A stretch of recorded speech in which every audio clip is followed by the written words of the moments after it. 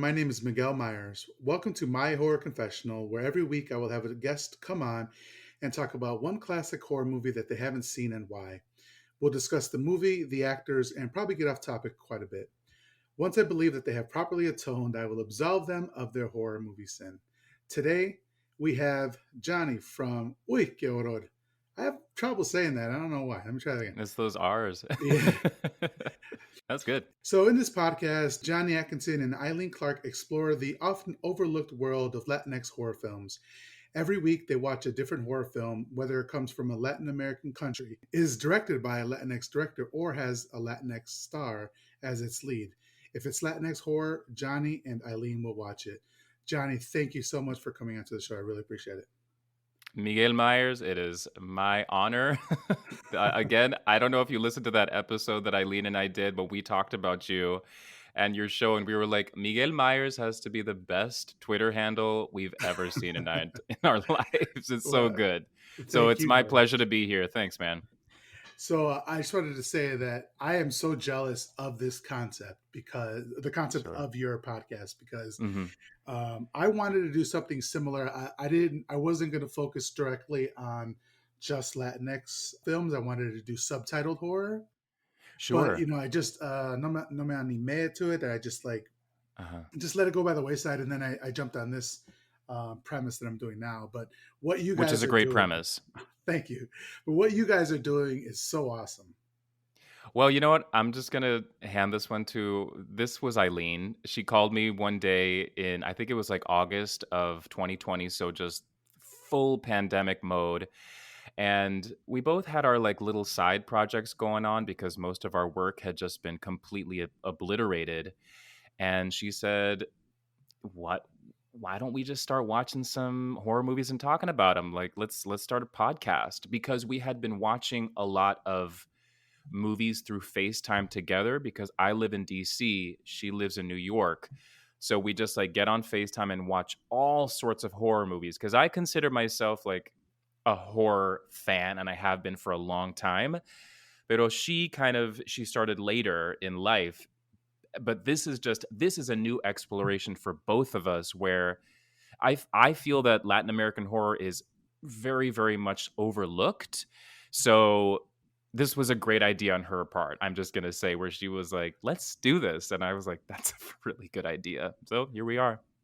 Yeah, and so you've been doing it for a year now. Yeah, it's been a You had your year. We like recent just anniversary passed. show, right? Yes, we recently had. I mean, I don't know which episode we're on now, but we just passed our year mark, which is nuts. But we're doing good. I feel good Yeah, about it.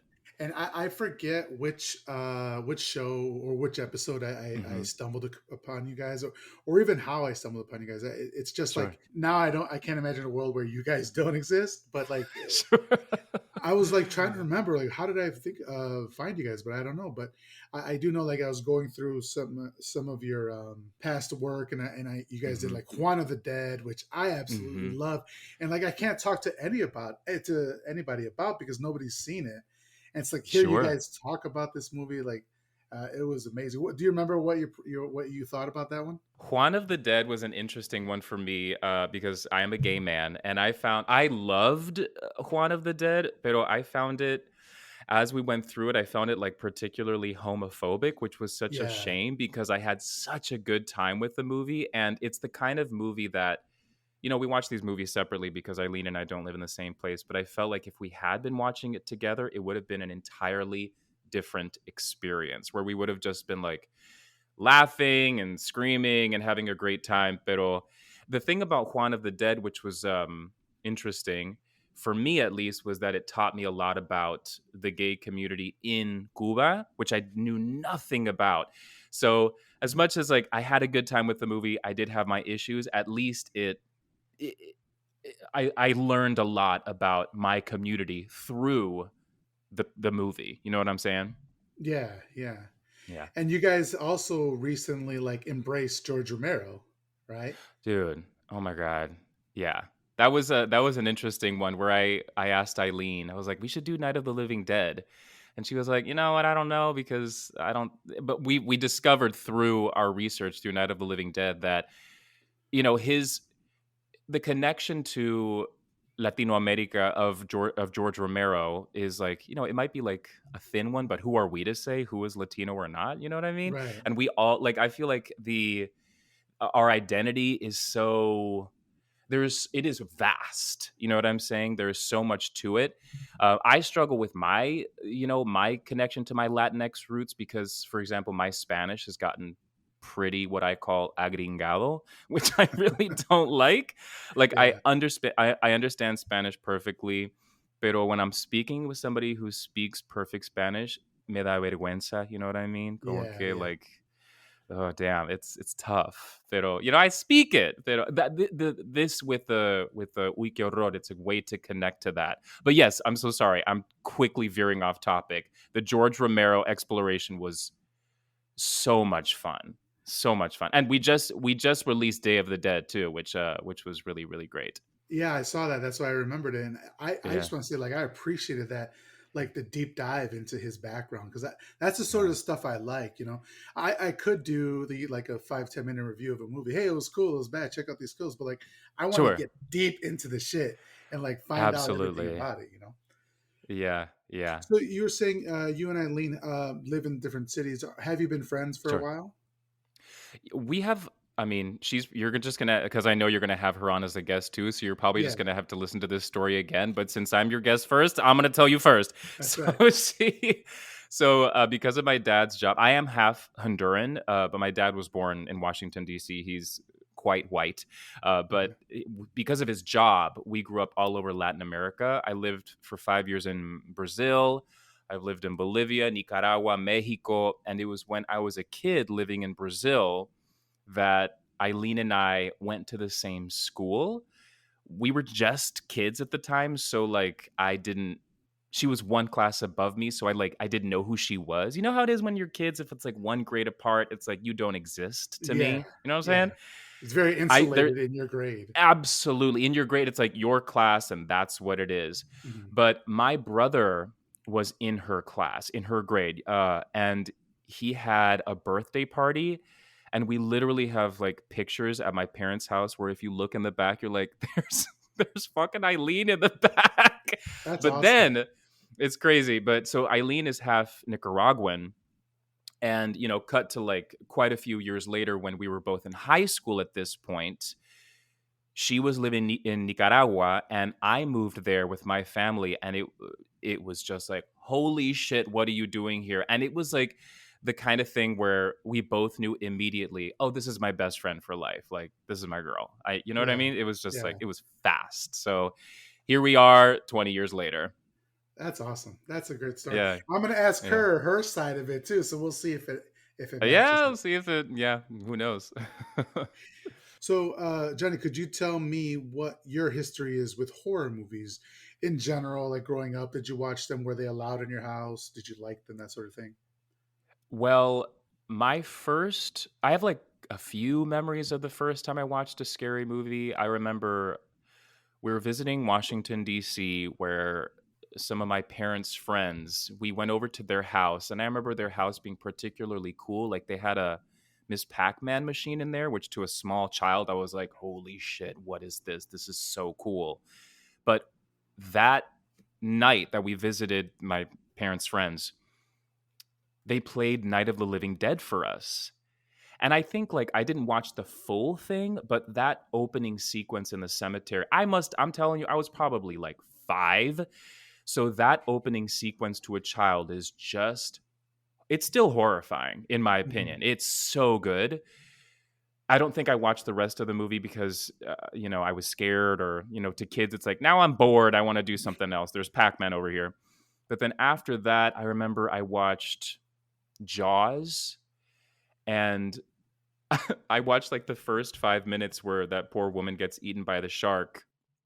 And I was like, turn the television off now. Just I can't do it. And it was quite a few years till I could sit down and be brave to watch that one.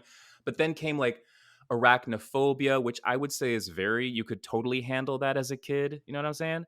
Mhm. Um, but then I got into Freddy Krueger, which this might be an unpopular opinion, but I think that is like gateway horror for kids. Like it's just like It's almost like the later you go into the series, it's almost for children, I would argue. I know it's not, like, okay, I know it's not because it's bloody and gory and, he's killing people everywhere, but it's so fantastical and colorful, and I was obsessed with Freddy Krueger. That's So it started young, man. It started really, really young. that's great. That's like, yeah, I agree with you with like the gateway to horror. That's like now Fear Street is for a Totally. brand new generation, you know? Yeah, yeah, absolutely. Yeah, I don't know. There was something about Freddy. Which is weird because now when I watch it, I'm in my 30s now and I'm like, "Oh, that's actually a really scary premise." Like, I just wanna sleep. You know what I'm Yeah. saying? But as a kid, I was just like, "This is so cool." All the deaths were so inventive, it was so colorful, he was funny, so he wasn't really scary to me. I was obsessed. I loved it. And how about your family? Were they supportive of it or did they not want you watching that? Well, they were for example, my dad took me to see what is it called? The Freddy Part 6. I'm so bad. Freddy's Dead. He took me to see Freddy's Dead in the movie theaters in Brazil when we were living there. Like he literally sat there and took me to see it, and I was just a kid at the time. And then cut to a few months later, or I don't know, a year later when it was on VHS, he bought me the VHS and he let me watch it. But then he like came into the living room where I was watching the movie and he was like, "What is this shit? Turn this off. This is terrible. This isn't for kids." And I was like, "Wait, you literally took me to see this movie in the movie theater." So they were like, yeah, totally watch it. It's cool. But then every now and then they'd see like, wait, what are they actually watching in there? And then they'd be a little bit more, like tough with us. I would say they are not horror movie fans. Okay. Um, they did introduce me to like Alien, Aliens. I remember watching Silence of the Lambs with my parents randomly. Like, what a weird movie to watch with your parents as a kid. Rocky Horror Picture Show, which they loved. So, they did introduce me to some, but now if they had the choice to go to the movies, they'd say, absolutely not. Yeah. We're not gonna watch what you want to watch, Johnny. Well, Yeah. that's cool. Like you see, they have this like a baseline understanding of some of like the bigger horror franchises or whatever. Totally. And Yes. so, how did you? And I'm sorry, we'll get to the movie in a second. But Oh, I'm just sure, yeah, no problem. I'm fascinated by you guys. Like my experience with horror has always been singular, a very solo relationship with it because I was the only one Mm. in my family. Well, my bigger brother, he was 10 years older than me. He Oh, introduced me to wow. horror, but he was out of the house by any time. Like we weren't hanging out or anything. Sure. And besides him, nobody else in my family really liked it. And then none of my friends ever really liked it. It's just now when I'm almost in my 40s where I'm starting to get people around me who like it. But for Yeah. all of my life, it's been a really singular experience. Even with my wife, like she didn't like horror films when we first started out. She's gotten a lot better with it. But Sure. so when I meet people who have like this partner that you have in Eileen, who is like who is your road dog with these horror movies, it's like Yeah. Yeah, now I'm she is. jealous, but I'm fascinated. So how did you guys find out that you both liked horror? Well, she didn't like it at first. For example, Oh, when we okay. were in high school, I was the one who introduced her to she would probably be like, "No, Johnny, it wasn't all those." But in my mind, I'm like that was around the time in high school where they re-released The Exorcist, like the uncut Exorcist in movie theaters. You remember, Okay. you know what I mean? Where she goes down the stairs with her, Yeah, yeah. the spider The walk. spider walk, yeah. So, I took Eileen to see that, which she was really unhappy about. But then also, like, we would have movie nights where we did the Texas Chainsaw Massacre, Blair Witch Project, ¿qué más? I don't know. I played her just, like, a lot of the classics because I was like, "You have to see these movies." But she didn't enjoy it. I was just, like, a teenage boy being like, "These are fucking cool. You need Yeah. to watch these movies." Cut to a few like, now we're older than that, and, she did the exploration kind of on her own, where she was like she's very much into, like, comic book stuff and, like, those kinds of movies, which she's Mhm. introduced me to, Okay. pero she wasn't really into horror, so one like, she just kinda solo was like, "I'm gonna watch these movies." But then the Latin X film exploration, that has really been kind of like a joint venture. Yeah, that's awesome. Yeah. Well, that's a kind of a great transition into why we're here, right? And Yes. we're here Yes. for Yeah. you to confess your sin to never having Oh, watched this horror quote unquote classic, I would say, but I would say it's a classic. Yeah. and the movie that you haven't seen is Cannibal Holocaust. Is that correct? Yes, I've seen it now, but I sure hadn't up to till I listen, Miguel, I'm gonna be honest with you. I pushed this one. Usually I'm pretty like professional and I'm like I'll watch I usually like watch the movie twice before I record our podcast to really like know. This one I watched it 2 hours ago because I was like no puedo. Yeah. No puedo. And I was just like, okay, you got to sit down and you got to watch this shit. So yeah, I pushed it. Yeah. Was it a start and go sort of thing, like start and stop, or you were just you Mm, heard about it and you were waiting to watch it? For me, it's the okay. I didn't know what to expect in this film. Honestly, I will say there were some like pleasant surprises in here. That is a weird thing to say about Cannibal Holocaust. Don't get me wrong. You know what I mean. We'll Yeah. get into it. Yeah. But for me, it's the animal cruelty. Like I also have another thing to admit is that I don't know if you listened to our Tintorera episode of Uy Que Horror, where it's a shark. It's like kind of a shark movie, but they show real killing of sharks and like Uh-huh. stingrays and these beautiful sea creatures, and I that movie made me so mad. So with this one, I was just like, Johnny, you need to watch this movie. Like you are a horror person, watch Cannibal Holocaust. But I can't with the animal stuff. So I kind of cheated, Miguel, and I looked online. I was like, where can I find like show me like timestamps? Where is the animal murder? Well, Yeah. I found them. Somebody was very helpful. I found them, and I honestly, I just covered my eyes. I just covered my eyes, and I didn't watch those parts. I couldn't do it. Yeah, I don't blame you. I even put it in my notes that I covered my eyes through parts of this, so I don't actually know what's going on the scene. You I was like, ask Miguel what's happening. He'll tell know. you. He'll tell you what's up. Yeah, well, but it's so funny that you talked about Tintoetta because I'm not hmm I didn't hear that episode, so I don't know. hmm But are you familiar with the author of Tintoetta? No, I didn't. So Oh no, I didn't know it, that. if I'm not mistaken, the author of the Tintoetta. Have you ever seen Zombie by? It was the Ooh Italian man, horror film. I have not seen that one. Ooh, I'm Okay. confessing all sorts of sins today. Well, Confess. I just had it my friend Zach on a couple episodes ago. He hadn't seen it either, Oh, but nice. they have a very famous shark zombie fight scene. Yes, which I've heard And about. yeah, and in that the guy's name is, I want to say Ray Bravo, but I know his name is Bravo. I Uh-huh. don't remember his first name. He was the author of Tintoera. And yeah, and he Wow. was actually like a shark wrangler, but he was also like an Olympic swimmer. He had a really interesting life. So I was like, I Oh, wanted to see damn. Tintoera, but so I hadn't even seen it yet. But then you just talked about it, and it doesn't sound like maybe a Listen, I'm gonna say watch it because it's a shit movie and it's hilarious, but it'll just be warned that there is some really brutal, like they're just killing like gorgeous sharks left and right, and it's if that like that, it just made me very, very mad. But it's still like it's an interesting watch, you yeah. know? Okay, so we're talking about Cannibal Holocaust from 1980. hmm And this was directed by, I'm going to say these names wrong. They're Italian. I'm probably going to mess them up. But Ruger, that was terrible. I'm just saying Ruggero Deodato, who was Sure. known for his Cannibal trilogy.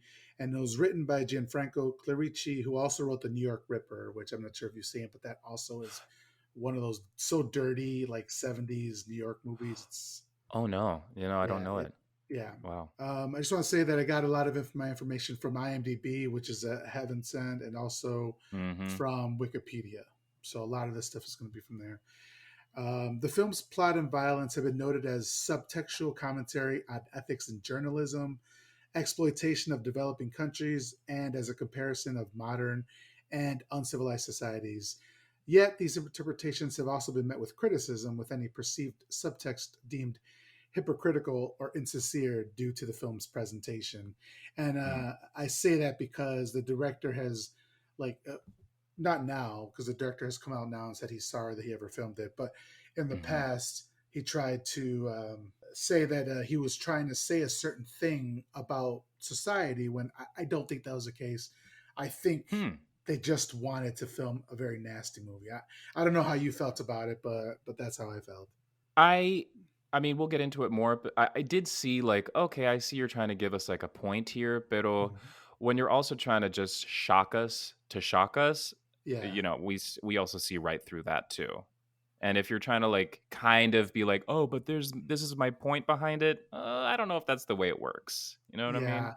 I feel like a lot of the goodwill that I usually have going into a movie for a director or writer is all Hmm. gone out the window once the animal sacrifices start. Oof. You know. Yeah, man. Yeah. So the director did say that he based the film on a film that he saw about a documentary crew who died while investigating cannibals in Africa. The documentary showing incidents he depicted in the film was destroyed after its discovery, but there was an Italian cable network Oh. that claimed to have a copy of it, and they were going to show it, but they ended up not actually showing it. But they have confirmed that they have a copy of the original. So that's Holy kind shit, of but like, that's real? yeah, Oh, wow. well, Okay. according to the director, right? Like we got to Oh, take okay. it for his word. So Oh, sure. That's like a Blair Witch kind of setup where it's like, oh, yeah, it exists. It was on TV, so it exists. Yeah, yeah. sure. So I don't know where you saw this movie. I saw it on Shutter. Same. Same. Okay. So they had Yeah. that polite note of warning at the beginning. Yeah. I, I don't know how to feel about that. I was just like, when it's like at the end, it says, see you on the other side. I thought, okay, you're trying to tell me this is sensitive, but then it's like daring you, see you on the other side. I'm daring you to watch this, which it kind like, it's also like, are you sensitive or you not? Like, what are you saying to me right now? Yeah, it's a little too tongue in cheek for the Yes, what we're for what you're talking about to about here. see. Yeah, Yeah. I agree. But what it says is, oh, and also just a warning to serve for this podcast. Mm, There's a lot of extreme stuff we're going to be talking about, a lot of trigger warnings, a lot of sexual violence, a lot of animal mhm. violence, and just violence in general. So just trigger warning there. But what the note before the movie on Shutter says is a polite note of warning. The titles deemed extreme, quote unquote, come shrouded in ultra graphic content, controversy, and in certain cases, legal dispute. They can be as intense and vivid as they are culturally and cinematically significant. Shudder is proud to present these transgressive, boundary pushing, sometimes banned, and totally rad films in their most complete form. For the squeamish, discretion is advised, and then we'll see you on the other side. So, one Mm. one thing is not like the other in this statement, but Yeah, okay, that's yeah. we'll move on. So the movie starts with a bird eye view of like this beautifully lush looking forest and bodies of water and like a really trippy, slow guitar melody. And this Yeah, is the Amazon. this was good. I liked the music here and but I wasn't expecting it. It was kind of serene. I liked it, especially with these beautiful views. Yeah, they're definitely lulling you into a false sense of security with the music. Absolutely. Yeah. So as the credits roll, we continue to see scenes of this wonderful, lush landscape. Then a message comes up on the screen. For the sake of authenticity, some sequences have been retained in their entirety. Then it's a smash cut from the village, from the Amazon forest to a cityscape.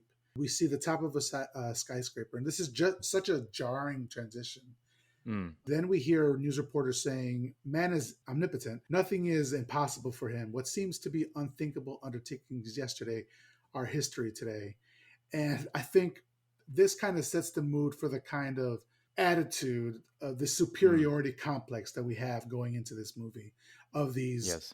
you know, all white, conquistadors or colonizers Basically. going Yeah. into this society. So I thought this was a pretty good summation of how they felt about it.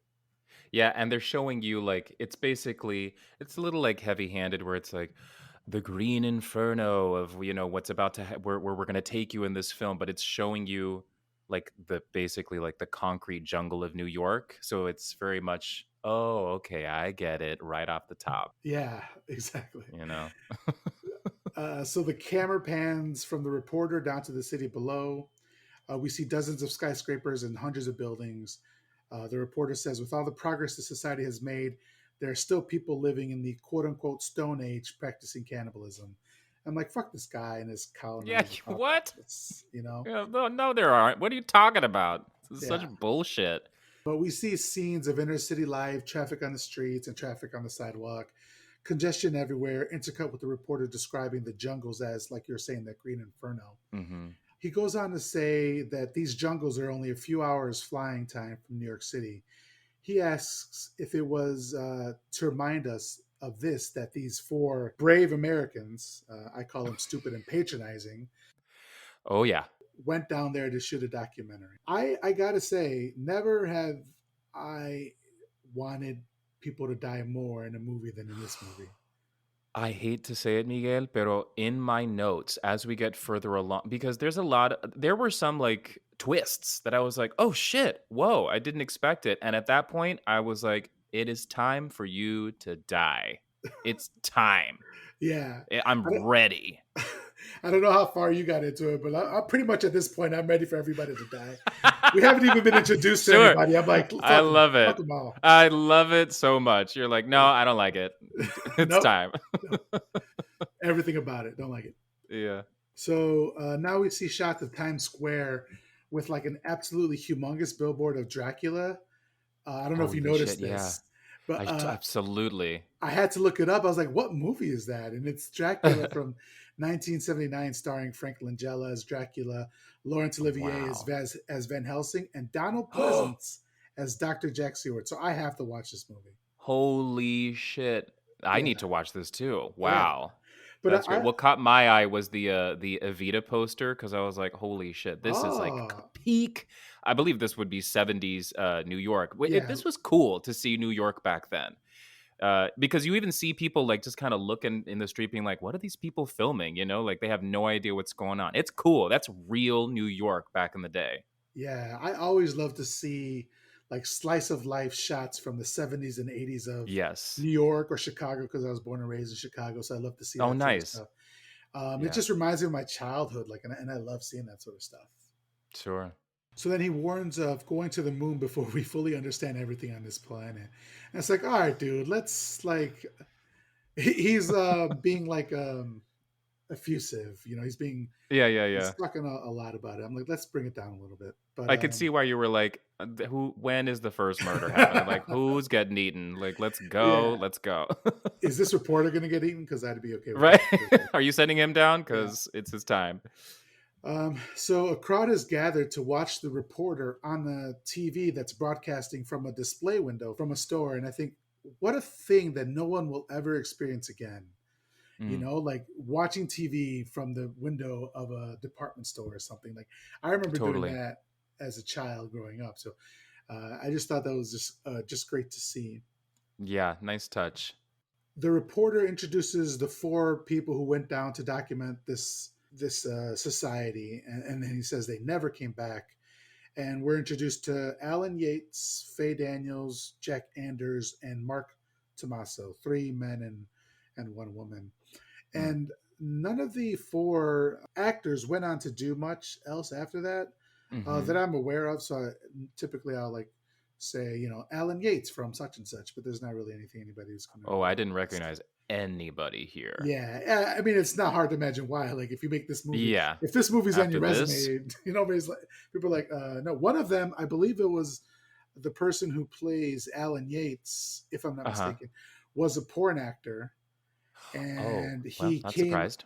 yeah, and No he shame, came, no shame. no shame, sex work is work, you know. But Absolutely. he made this film to try to break into Hollywood acting, and it didn't work Mhm. because of this film, and then he had to Oh, go man. back to porn acting, you know. Wow. So we see shots of them at the border between Brazil and Peru.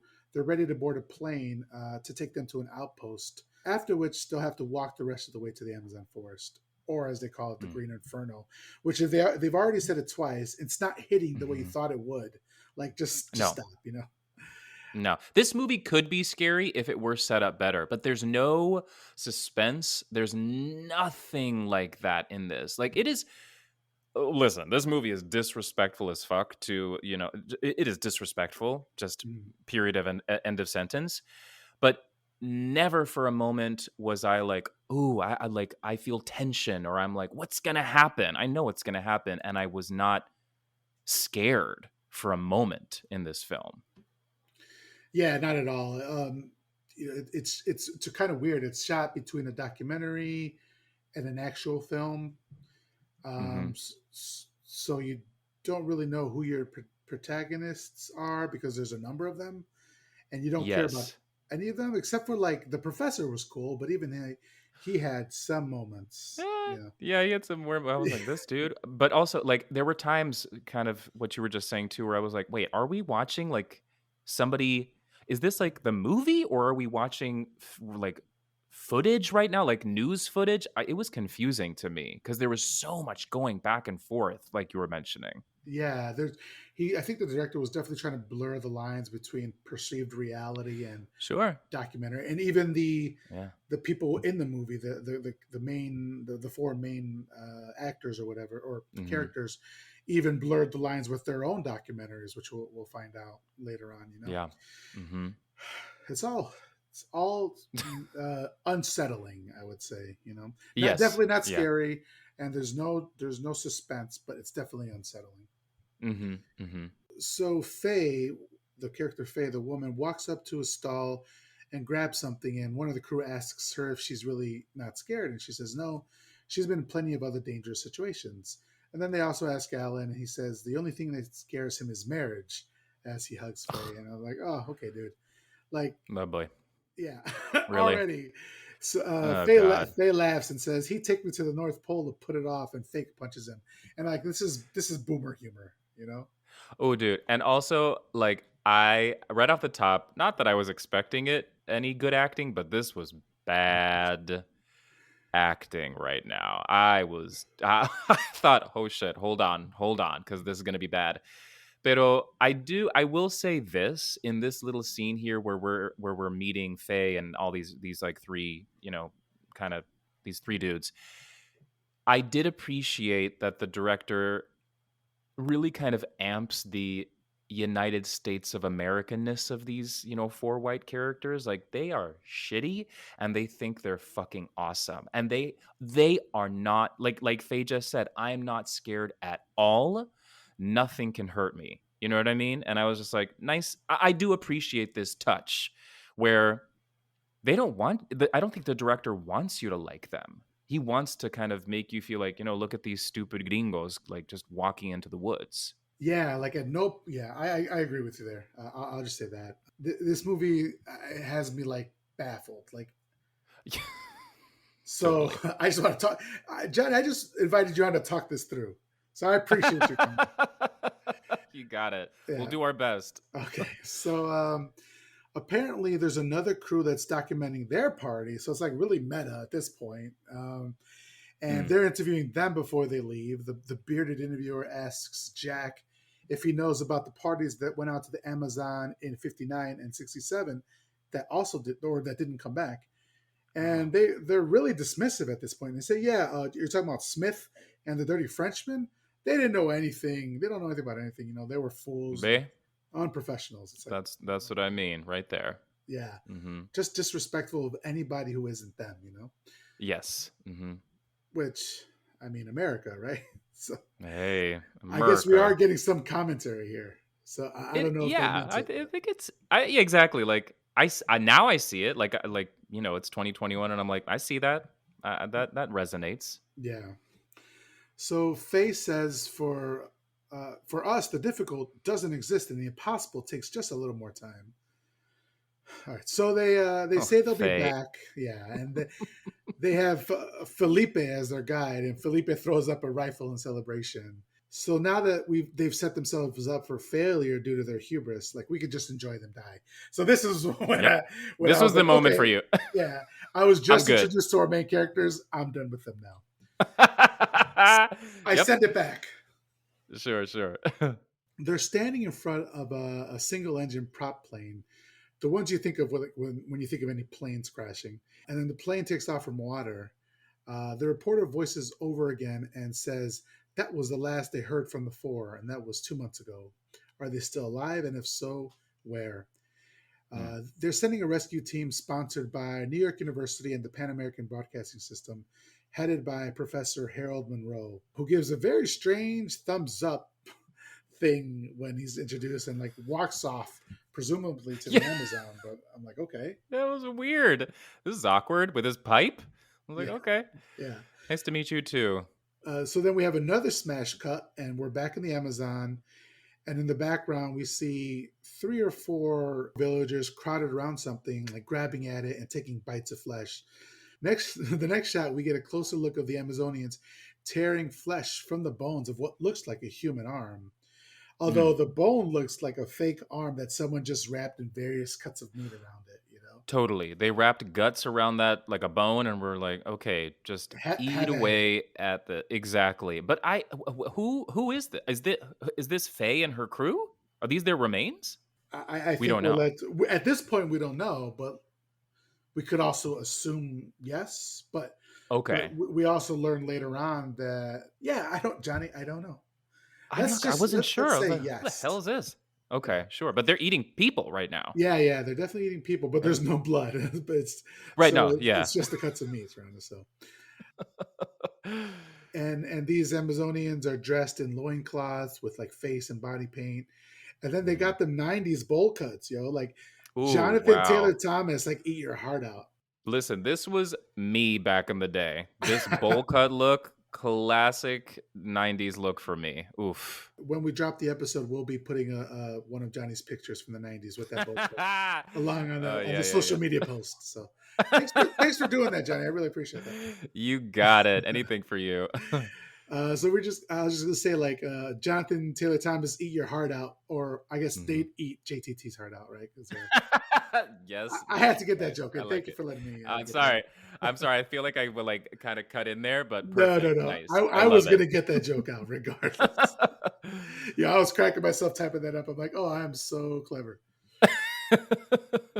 I love it. But they're eating them shits like wings, you know. They're like trying to get all the Oh meat yeah. off. They're like sucking that Mhm. Asian zing sauce off from Buffalo Wild Wings, the shit that I like. Absolutely. One of them's even like moving the fingers to get to that knuckle meat. I'm like, yo, Oof. Full of crazy. collagen, great for the skin, your bones. Yeah, Yeah, they need nice. that Get in there. marrow, you know. Absolutely. We then see 2 military officers with. Well, yeah. First of all, so let's talk about this, and then I want to know what the Mhm. hell happened to these guys. We Sure. see 2 military officers with their guns drawn, advancing on the Amazonians. We see them around a fire, just tearing hunks of meat off, and it's very similar to how the zombies eat in Romero films. And I wonder if they like told them to act like this, you know? There was a lot of zombie-ish esque kind of stuff for Yeah. sure. Because I feel like this is not how a tribe of cannibals would eat, you know? Like they've been doing this for generations or thousands of years.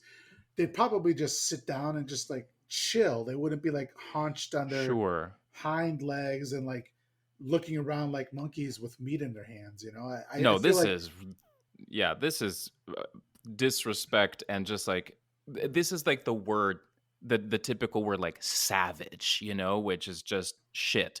Pero you're right that there's like a zombie-esque quality to how they're eating right now.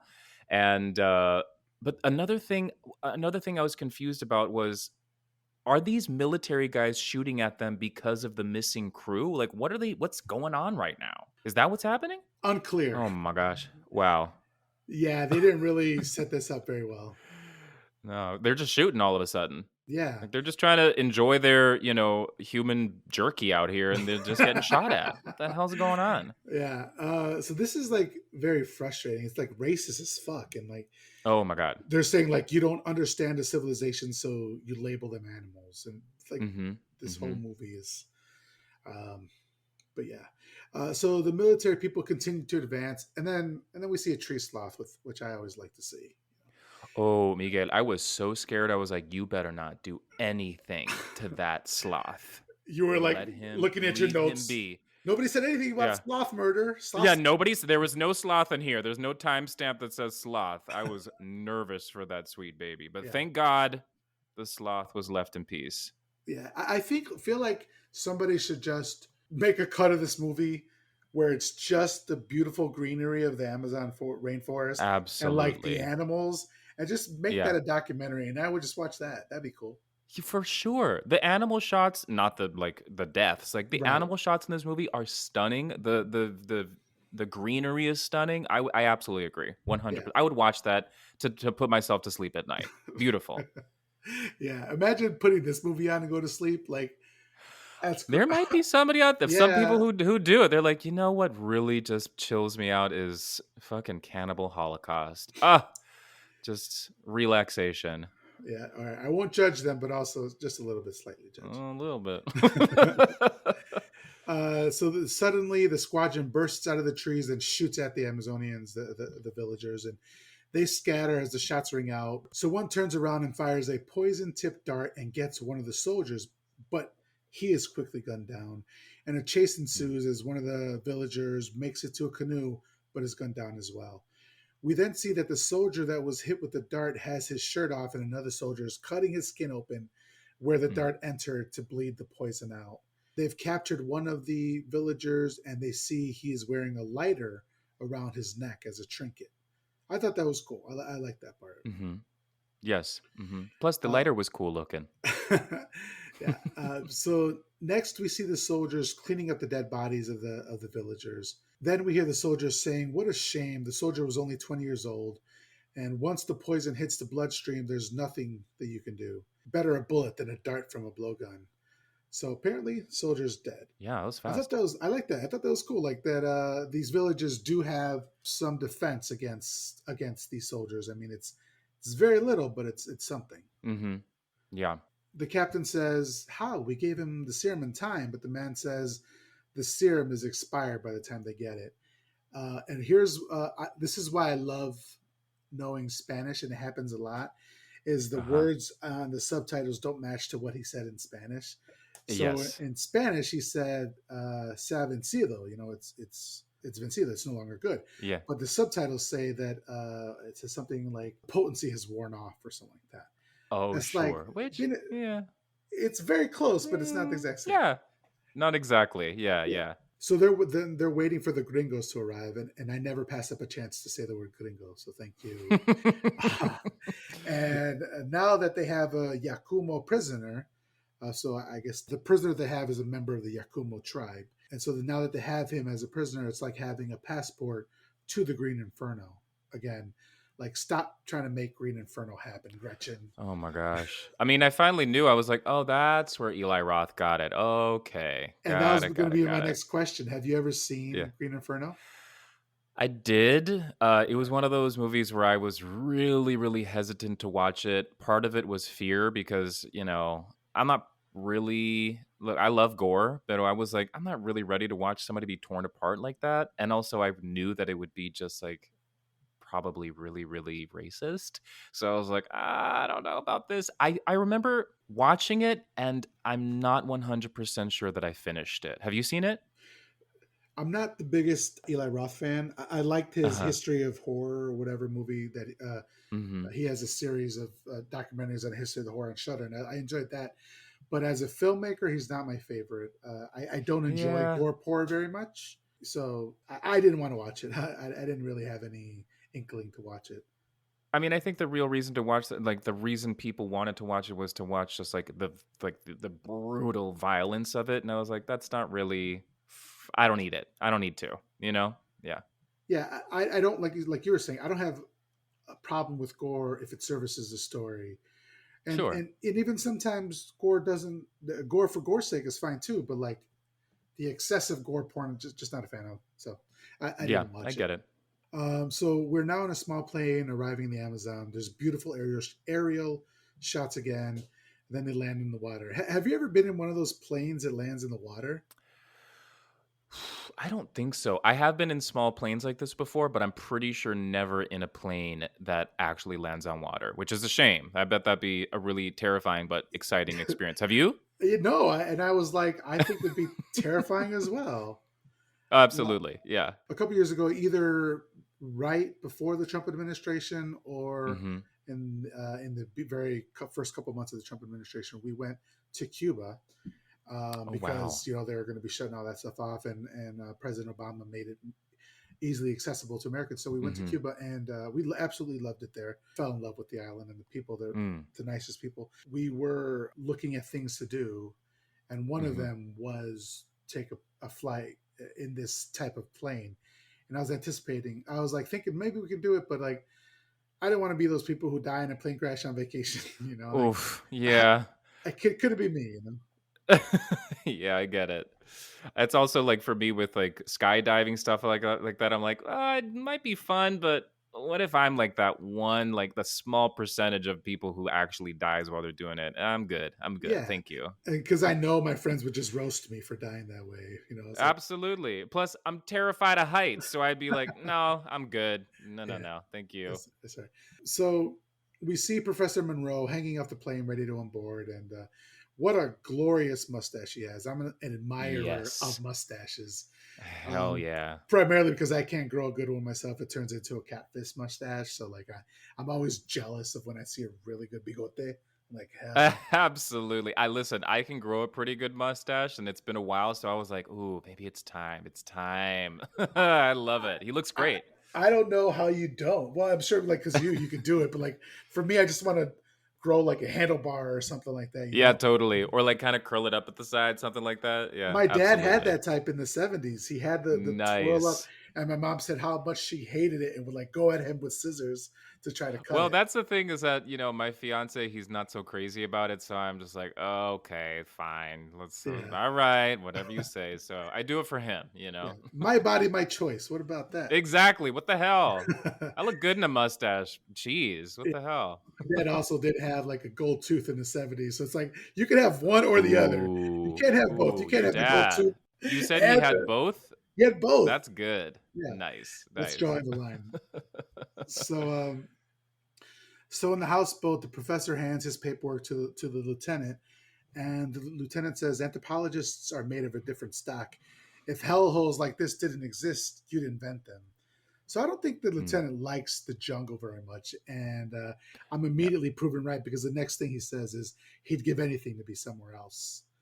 Mhm. So this is what I was going to ask you about these guys. Like they're in this scene, but then they disappear from the movie altogether.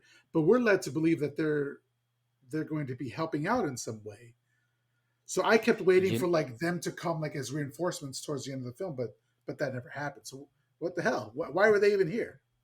again, look, I'm gonna tell you, I basically forgot about the military, like, aspect of this film Okay, because it is so unnecessary because, what's Mustache? He listen, he's gonna be Mustache. So, Mustache is about to go off with the crew in search of, Faye and her crew, but you're right, we don't see this military component ever again. I thought they were going to be the escort, but they weren't. Maybe they were just there Taking to them deeper into the Amazon? yeah, because they did have that one prisoner. So they gave him Sure, okay, the sure, that'll Yakumo do. prisoner. So yeah, I guess that was the extent of their involvement, but that seems unnecessary. They could have just done that when they Totally. got there. They could have gotten there, but we digress. Sure. As I like to do. Yeah. So the professor asks for the lieutenant's help finding the lost party, and he agrees, but never shows up again. But he says he Nope. can't guarantee the professor's safety. The professor says he knows the risks. It's not his first time in the bush. So the lieutenant takes a swig from a beer and spits it out and says a skunk must have pissed in that. And I wonder if it's like Mhm. a translation thing because we do say like beer gets skunky. Yeah, I've never heard somebody say that's like better. a Like skunk. if you skunk pissed in that, that's better than. Yeah, yeah, yeah. I agree. Yeah, yeah, yeah. I'll take that. Yeah, we do like you'll hear that like this beer is skunked, pero never like this Yeah, some skunk pissed in this beer. that's some Yeah, country totally. shit, right? Yeah, maybe. I feel it though. It's probably because it's just sitting out in the heat all the time. So maybe that's what happened. Yeah, that's true. So the lieutenant then hands the professor the lighter they got off of the Yakumo earlier. It's wrapped in a rope and possibly what looks like hair, which that's a little bit Mm. creepy there. Ooh, I didn't notice that. Yeah, that is Yeah. creepy. And the professor looks at it and says that this belonged to Faye, but I'm not sure how he knew because it's just like a regular tin lighter. There's no engravings, but okay, maybe he Sure. being Yuffie a person. I don't know. The lieutenant says, let me introduce you to your guide, the best there is, if you can get along with him. Then we're introduced to Chaco. Mm. Really interesting name. Once he meets the professor, he promptly chastises him for wanting to take all his equipment into the bush. He says they'll need guns, ammo, and medication. That's it. The more you carry in there, the quicker you'll get tired and the quicker you die. This guy reminds me of, you guys did Anaconda, right? Yes. Um, Yes. The that John Voight the character? John Voight character, Totally. Yes. minus the Absolutely. horrible racist accent. Yes, 100%. I didn't think of that, but you are spot on for Yeah, sure. I remember you guys talking about that. I was like, yeah, you got I it right. love that movie though. I love that piece of shit. It's so good. It's a classic to me. Yeah, it's so good, but it's so It's bad just too. But entertaining. It's just yeah, entertaining, you I know? can't be Yeah. mad at my girl J Lo. Like I'm in love. Never love her. The professor agrees and asks if he thinks they can find the missing four, and he says, "Who's to say?" And I'm like, "You are. You're to say. We're hiring you. You're the one who's supposed to say it." Yeah, dude. Are you gonna find these people or not? Like Although this, like, otherwise, what are we all doing here? signs point to probably not. Like, if you recognize this is Phase Lighter, like, this isn't looking good for anybody. Right? Yeah. So, but they go on. So okay. Otherwise, there's just no movie, right? Right, exactly. I mean, it's cool. If the movie wants to stop here, that's fine. That's fine. It'd be a better movie for it, actually. Yeah, yeah. Can you imagine the movie where they're like, they see the lighter and like, fuck that, and it just bounced. Like, Bye. Thanks for watching. Yeah. so the only thing he knows is that they're risking their lives to find them. Is what Hmm. Chaco says. This is exactly the point. This is why I hate people like this. You think you're going on an adventure, but what you're doing is you're not only putting your life on the line, you're putting the rescue party's life on the line as well. It's like Yes. those people who go climbing for Mount Everest for sport, but then when they get lost, they got to send rescue parties, and then people in the rescue party die. It's like it's very selfish. Yeah, yeah, yeah. Sorry, I'll get I off my hear you. box there. I'm sorry to yell at you, Johnny. I don't want you going to No, Everest. listen, Okay. get it out now. Don't worry, I will never ever climb Mount Everest. All Don't you right. worry. Okay. I won't yell at Eileen like this. Okay. Please do. She can handle it. She'll Yeah. just yell right back Yeah. at you. Exactly.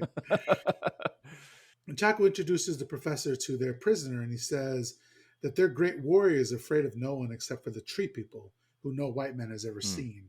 And I'm like, dun dun dun. Mhm. Foreshadowing here. And he Mhm. says, or if they have, they've never lived to tell. The professor inspects the prisoner and notices a scar on the man's neck and says it looks like the sacred scar of a Terry. Chaco agrees and says the prisoner is the son of a shaman. So we're thinking, okay, we're going to find out something about a Terry or we're going to find out something about the shaman. Never ever comes Nope. back again. Nope. If anything, I was like, "Oh, well, then hopefully that means that these men will not hurt this poor guy because they know he's the son of a shaman. So at least maybe that we won't have to watch that in this movie." But aside, like, I saw that little like lipstick mark on his neck that's supposed to be a scar, and I was like, "Sure, whatever, okay, Yeah. sure, It's probably, you could have just said tattoo. Tattoo would have been easier, but that's yeah, not yeah, a yeah." scar. That's not, yeah, exactly. Chaco says he's been consecrated to the spirit of the jaguar, which explains what they're doing out so far away from the jungle. They were practicing a ritual meant to get evil spirits out of the jungle, the white man Hmm. spirits. But these guys were not actually cannibals. And then for some reason, the professor inspects the prisoner's teeth. But I think it's because I've heard this, and I don't know in what context, but Uh I've huh. heard that cannibals, the teeth of cannibals, you could tell if a person is a cannibal by their teeth because something from human meat or something like that gives them terrible teeth. Who knows if it's true? I'm going to say it's Oh, true. wow. So, I thought something a lot more ridiculous where I thought maybe he was looking to see if there were like sharpened teeth in here or something like that. Pero okay, quién that too. sabe. That too. I don't know, man. But what I was going to say while I was saying that is that them being out so far away from the jungle doing this like Hmm. this ritual to get away the evil white man spirits, they're doing that because of what happened with the last the four that Yeah, disappeared. I never yeah. That's kind of cool. I never realized that part. Yeah, that's interesting. I mean, they're just trying to protect their own, Y- basically. Yeah, yeah. Yeah. So we see the party entering the bush or the jungle, and they're kind of walking in a single line. And the professor helps the Yakumo prisoner scale a fallen tree, but Chaco chastises him again, saying not to waste his energy on that savage. I'm like, okay, Yeah. Chaco's got to die. You know, Oh yeah. When's it gonna happen? yeah. And then he says he'll outlive them all. Again, foreshadowing. Well, yeah. So yeah, the jungle noises are great here. I love to hear that, like Hmm. the noises, because I when I watch movies, I watch it on my Xbox with the headset on. So Oh, like nice. it's really surround sound in there. It's a really cool That's what experience. I will say about this movie. Like some of the sound design was cool, and some of like the synthy, I guess what was supposed to be like creepy music during the particularly brutal sequences. I didn't hate it. I was like, this is kind of cool. I don't mind this, because I was wearing my Bose headphones, which are pretty damn good, and I was like, this is. I like it. I like what they did here. Yeah, I think there's a lot to like in this movie, and if it Hmm. were not for the animal killing, we would just be left with unlikable characters, which is fine. I don't mind Yeah.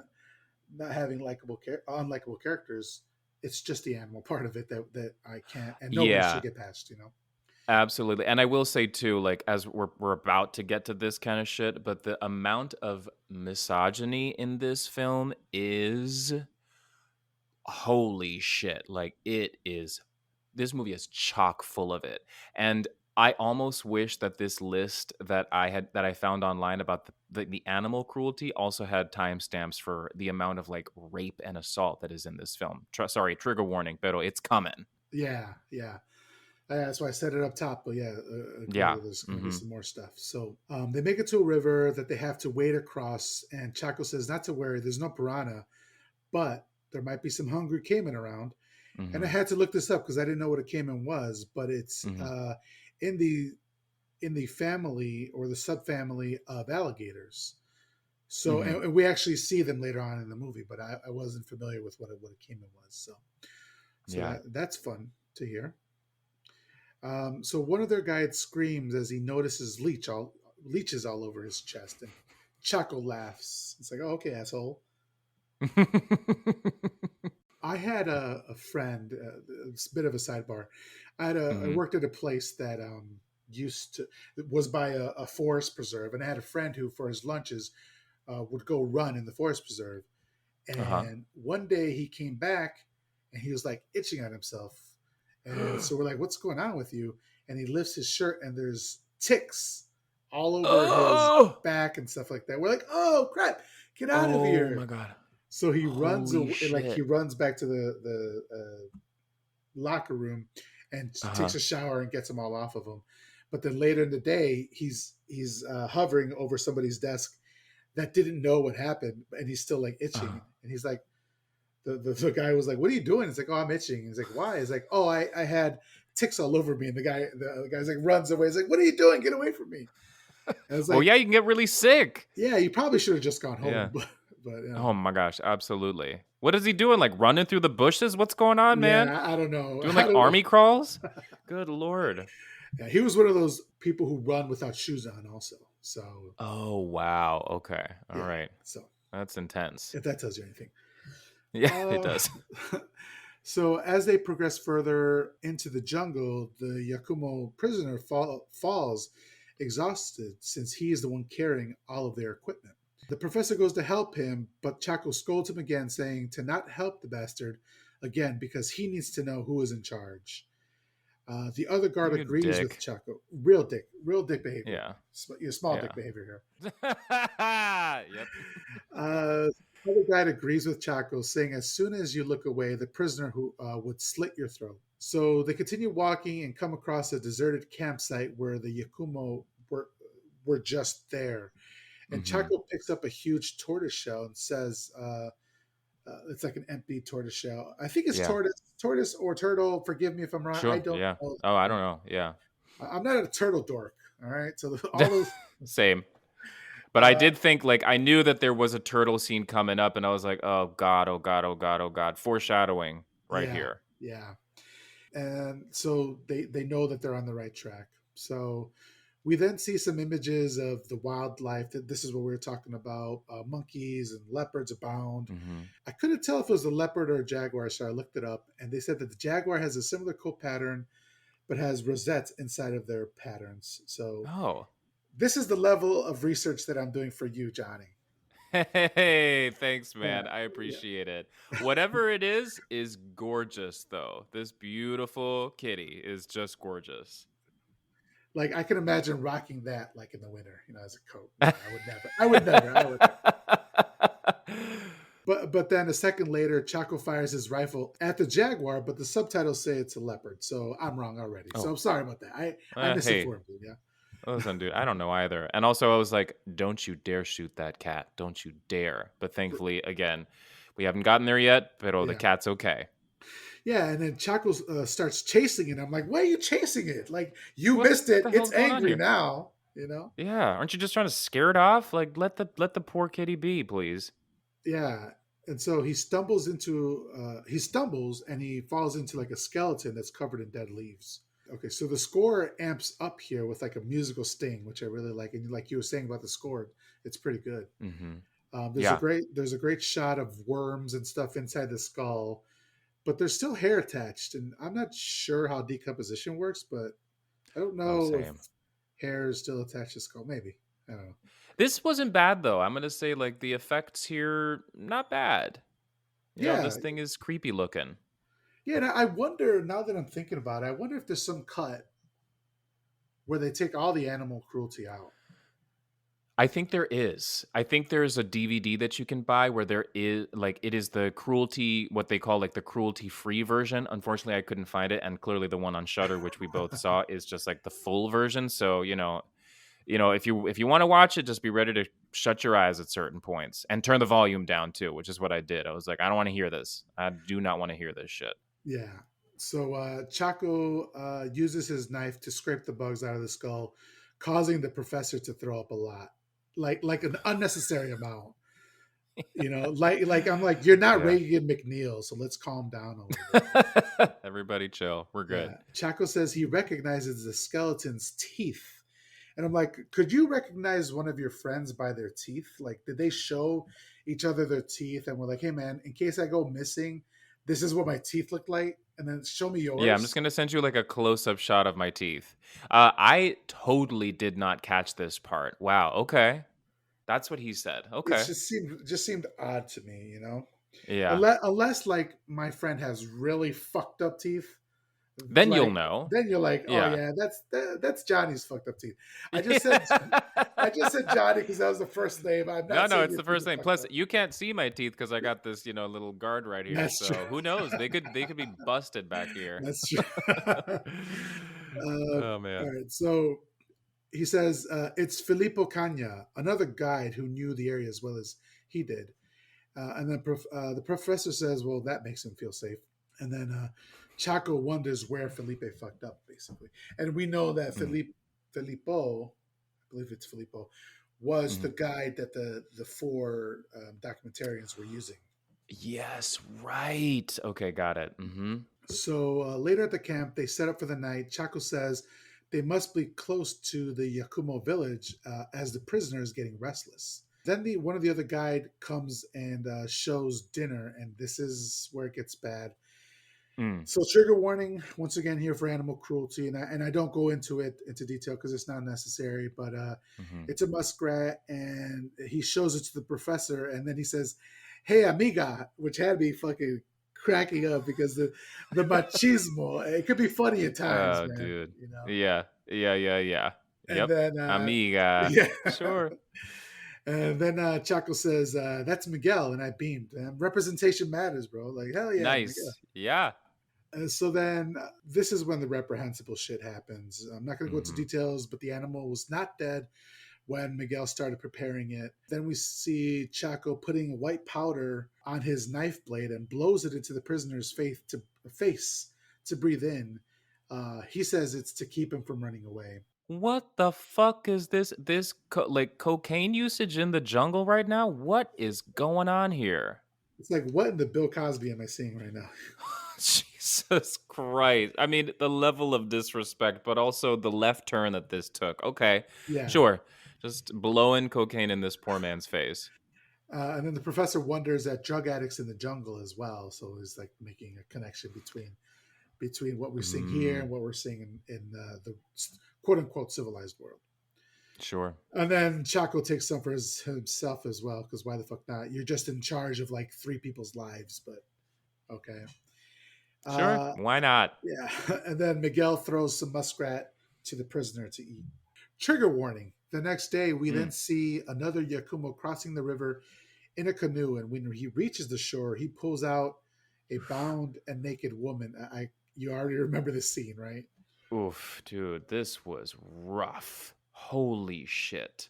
Yeah, I was not expecting this. she's bound and she's naked and covered in mud, and he ties her to a tree. Again, extreme trigger warning here for sexual violence. The professor suggests that this is a ritualistic punishment for adultery. And some of the trivia was that the production team could not find any local women to play the adulteress. So the head of wardrobe, Lucia Constantini, ended up with the part. And she was completely covered in mud to look like a native. So, yeah. Wow. Okay. Wow. So the Yakumo man has a phallic object and uses it to sexually assault a woman. And then the rescue crew stand by and watch it happen. And Chaco suggests that they enjoy it because after just sit back and enjoy it, which is absolutely like Dude. disgusting. Oh my god. Just this group of men just sitting there like and it like you said, Jacko literally says just sit back and enjoy the show. Oof, this was and like this is one of the most brutal sexual assault sequences I've ever seen because it's just like how many tools can we start implementing to just torture this poor person right now? And I do believe that Mustache does he tries to intervene once, does he? Is this the scene where he tries to do that? Pero Mhm. Chaco grabs him and stops him because he's like, that dude is our ticket to getting closer to the tribe that we're looking for. So they Yes, just sit and watch. It's exactly. fucked. Oof. Yeah, it's absolutely terrible scene, and Yeah. he says, the man is going to lead them to the village. So I think we know who the real Right. animals are here. Like Oh, sitting 100%. back and letting it happen. But anyway, the Yakumo man kills the woman and places her back into the canoe and shoves it off. And Chaco says that they consider it a divine commandment. And if the man hadn't done it, the tribe would have killed him. Mm. So, first of all, we don't know if this is a real practice or not. It could be completely made up. But I'm Mhm. not one to judge other civilizations' practices, but Sure. I tend to stop at like ritualistic sacrifice of another human being or animal. So I Oh think my it's gosh, yeah. okay in this situation to judge them and say like that is a terrible thing to do. You know? 100%. And also this I don't know also like the facts and of like the specific try I don't the way this movie feels is that there was not much like if there was no research into what like this is literally about like cannibals in the Amazon rainforest, like there was no research put in, it's just all made up, so which makes this scene even worse because they basically to me because I don't think that this is a real thing, so they basically were like how what's the most horrible thing we could do, let's do that, you know what I Yeah, mean? yeah. I think this is exploitation in the worst sense. Yeah. Because like I Mhm. enjoy some exploitation movies, like some black exploitation stuff. That's not Yeah. this. This is something else. Yes, agreed. So afterwards, the Yakumo man is crying, and Chaco shoots in the air in the hopes of scaring him and making him run back to the village. Later, Miguel has the prisoner on a rope, and they're using him as bait. They hope to draw out the rest of the tribe. Miguel advances with the prisoner, and Chaco wishes him luck, and he says, "Fuck luck. I like your style, Miguel." So Miguel takes the prisoner out in the open, and then Miguel strips full dong exposure here. Uh, Okay. and then What? he Listen. Okay. Look, so this guy looks great, but why the hell is this man naked right now? What the hell is going on right now? hey, I'm And not also complaining, this Johnny. was but this was the part where I also because like Miguel, you and I have never met. This is our literal first time meeting, and I Yes. thought, Johnny, what have you done? Why did you pick this fucking movie to talk about with Miguel Myers tonight? Because now you got to talk about this. What is this? What are we Well, doing? you're lucky because I knew what I was getting into. So Oh, okay, actually, right. You knew, I've yeah, seen this one. So actually, I should have warned right, of you. So course. what am I doing to you? You know? No, the like the shock value was like expected, pero the amount of nudity in this film, the thing that I respect though is that usually when there's nudity in film, like blatant full frontal nudity, which you get in this movie, it's by women. But Mm. there's a lot of dick in this movie. Holy shit. It There- is everywhere. there's a lot of dicks in this movie, and there's also a lot of dick in this movie. You know? Yeah, that's it. Yeah. Yes, that's exactly right. So Uh, Miguel's naked. and like he's got like an 8 pack, or like he's Oh looking my good. god, Yeah. fit. Yeah. What's the workout routine, man? Damn. Exactly. Drop it. Drop it. Drop the Yeah. routine. They then hear drums start beating, and Chaco says, "We may be in trouble." And it's like, dude, this is like our first interaction with them, and we're already in trouble. I'd be like, time to go. Miguel, put your clothes on. what are Let's what go. are what are we even doing here? Like what are we doing? Let's Yeah. go. We should have been gone. This is Yeah. ridiculous. So Chaco says your friends might have made quite a mess of things, which we'll soon come to find out that was in fact the case. Mm. Um, Suddenly, we see a dozen or so tribesmen, tribe. We see a half. We see a dozen or so villagers jump out of the high grass and shoot poison darts at Miguel, but they land at his feet, and Miguel, Hmm. makes no. He doesn't try to move. He's not scared, and then the villagers disappear. Then the professor raises his rifle to shoot, but Chaco tells him to wait. Miguel might pull this off, and if he does, he's going to buy him a bottle of liquor. And I'm like, fuck you, man. I need more than a bottle of liquor. Like, I wrote the exact same thing. yeah, I thought you're gonna have to buy Miguel something a lot better than a bottle of whiskey, my guy. There's no way. Are you kidding? He's risking his life right now. yeah, Whiskey? Are you kidding me? No. yeah. And something I found out was that this actor, Miguel, Hmm. while they were filming, his father was murdered. And so they had to shut down for like a day or a couple days to allow him to go back to his village and, attend the funeral and all that stuff. So, and then he came Holy back to shoot. shit. And so there's a scene in this movie, and I didn't note it because I read that piece of trivia afterwards, but there's a scene in this film where he's crying. They film him crying, and it's actually him crying over the death of his father. Oh my god, and they kept that in the And they movie. kept that in the movie. So it's a bit Oh boy. sensationalistic, right? Wow. Yeah. Okay. So the villagers do it again. They shoot the darts, and Miguel is unfazed again. They do it a third time, and Miguel uses a branch to clear the darts away from the ground. And Chaco says this is to demonstrate their good intentions. Then they show themselves, and Miguel tells the prisoner to get up, and Miguel speaks to them in their language and waves a Hmm. branch at them, and then they run off. And the professor is scared, but Chaco says this is a good sign and to follow them to their village. The professor says he thinks that they want them for dinner tonight. And I'm like, maybe. Maybe. But what I was Maybe. thinking, and what we know because we've already seen this movie, is that these villagers had just gone through something horrific, right? Oh The yeah. the Yakumo people went through something horrific with the previous four that came, and yet they were willing to forgive that almost immediately and were Yeah. uh, nice to these new people. And it just goes to show like Yes.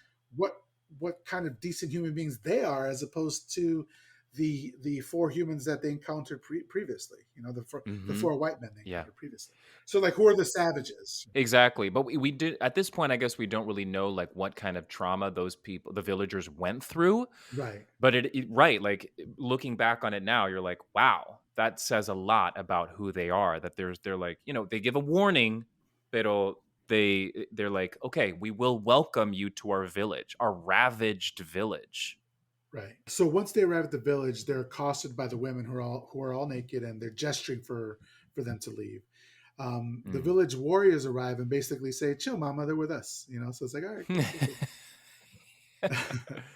The professor then sees what looks like a film canister hanging around one of the women's neck as a trinket, and Chaco tells him to play it off, act cool. Mm. So then there's this really cool synth score here that I really like, and I'm really interested. Yeah. I'm going to look up the score because I really love listening to horror movie scores. I think they're really Oh yeah. really great. So I'm, Nice. I'm going to look this one up. All the warriors are lined up in front of the rescue party when one of the Yakumo men starts to demonstrate to them a story of some sort. He's like Hmm. gesturing, gesticulating, and all very wildly, and it looks to be a story of a plane crash. Uh, Yeah. and as he's doing this, he walks over to a mound where there are some skulls, and this is kind of like an improvisational play. It's kind of really effective. I like what they did there. What I didn't understand was that Miguel apparently speaks their language, so why not just tell them Tell what them what's happened going as on. opposed to doing that? But maybe it's like Miguel only like knows this one sentence in that language. We don't know. Sure. Right, to at least like that's he knows how to like basically communicate. But about this older villager who's kind of like wildly yelling and everything, I didn't love the direction that this person was given because it's a little like unhinged, but I the story was clear. I was like, "Oh, something bad happened here," and that's what he's telling our crew. So Yeah, that the point taken, like we got it. yeah. It's basically I took from it like, hey y'all, like we didn't start none, like we don't want none, Yeah, like it wasn't us. this plane crash landed and like shit happened. Then these Yeah. or maybe it wasn't even a plane crash because now we know that they landed safely. So I know that's not the case. But like these people came into our land and fucked with us, Right. and what happened. So And it was like we suffered. Like you see like kind of burnt wreckage and clearly like something bad happened here. yeah. Yeah. So Chaco says that one of the lost four even shot one of the villagers, one of their men, and we see that later on Mhm. as well. Mhm. So Miguel then shows them a switchblade and offers it to the tribe as a sacrifice, or as an offering, I should say.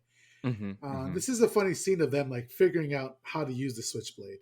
I Yeah. thought this was pretty Yeah. cool. And Chaco says, "It's all right now, the professor. You can relax." So later at dinner, the villagers are eating what looks like. Have you ever seen the movie The Stuff? Yes, totally. Doesn't that look like this? Absolutely. Pero I was wondering because my reaction to seeing this, which is basically like the village women are taking some sort of liquid and putting it in their mouth, spitting it out, putting it in their mouth, spitting it out. So it's very foamy, like the stuff. Uh, And like, you know, I see that I'm like, ew, gross. Pero I wonder if this is actually like maybe there is a beverage out there that is part of like like a ritual or something. You know what I'm saying? yeah, yeah. I It's don't. possible. Yeah, it's definitely possible. I would not. I wouldn't fuck with it, but do you? Like Oh, yeah, I don't know. I don't know. Yeah. it's like a gelatinous, like white semi-solid, like Johnny was Blech. explaining. And then the women offer to the rescue party, and Chaco says, "Cheers! You have the rare honor of drinking isomo." The next day, the villagers kind of see them off and lead them into the forest where they can continue their journey to find the lost four. And then Chaco does something here that fucking infuriated me. I don't know if you Mm. noticed, but as they're walking away, he's patting the main elder or the chief on the head like good boy sort of thing. And it's No, so I fucking totally frustrating. missed that. Yeah, and it's like Ugh. that's their elder. That's their like most respected How person, dare you? you know? I was like, you Oh a man, fucking I'm asshole. I did not notice that. Yeah. So the professor says the group that they're looking for is in the Mato, deep in the jungle, which no white man has ever seen before. He's saying that this into a recorder as they take a break under a rainstorm. He says that the area is under the domination of two cannibal tribes who are always at war with each other. There's I'm going to say this wrong, there's the Hey. Yanomamo, Mhm. who are the tree people, and the Shamatari, who are the swamp people. Now, I looked it up, and these are actual indigenous tribes, um, Oh wow. but they Okay. are not. represented correctly in this movie. They're not Okay.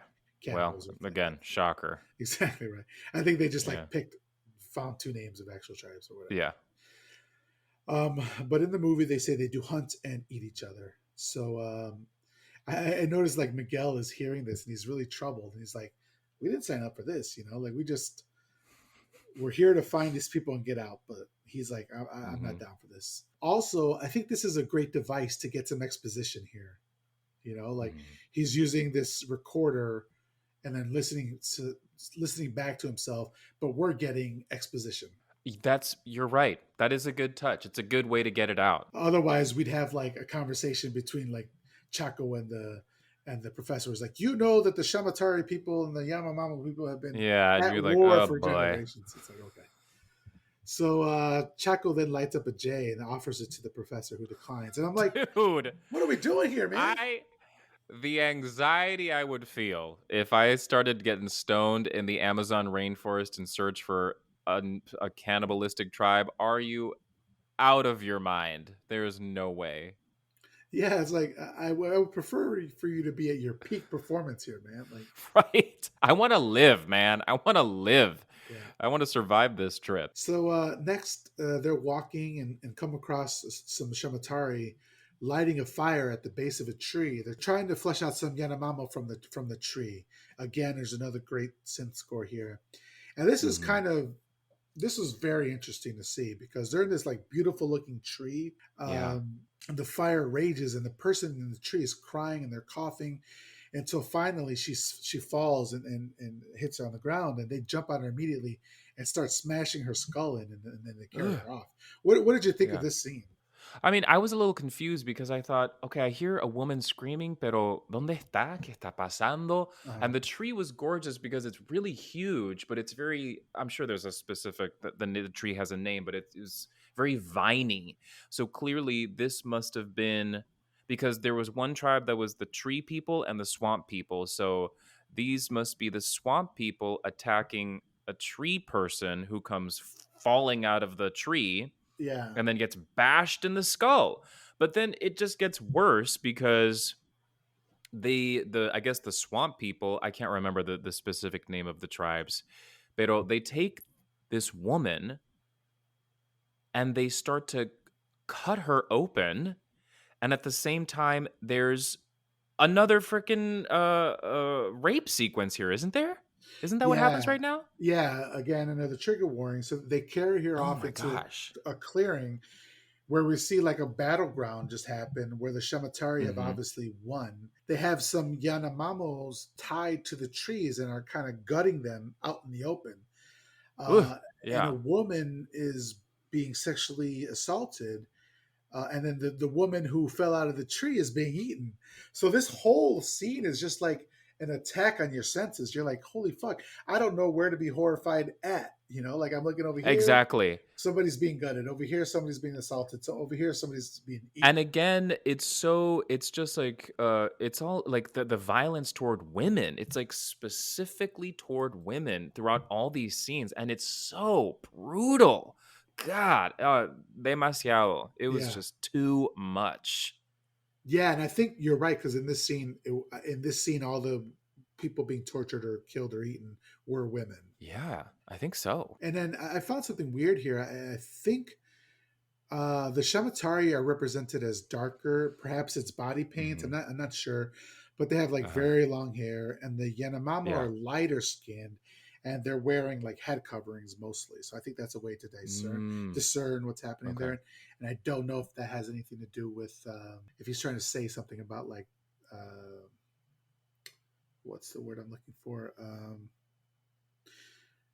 Uh, what's it called? Like racism towards skin, like Oh, sure. Yeah, yeah, yeah. yeah, I can't think of what I'm Like trying to just say. like the difference between like I guess like a darker skin tone or like a lighter skin tone. Yeah, Uh, I will say that like watching this movie with 3 different tribes, I was honestly confused as to like, wait, who did what? yeah, Who was the one who captured the film crew, the documentary crew? Like, who did everything? I was very confused by the end yeah, because there were yeah. 3 different tribes to focus on.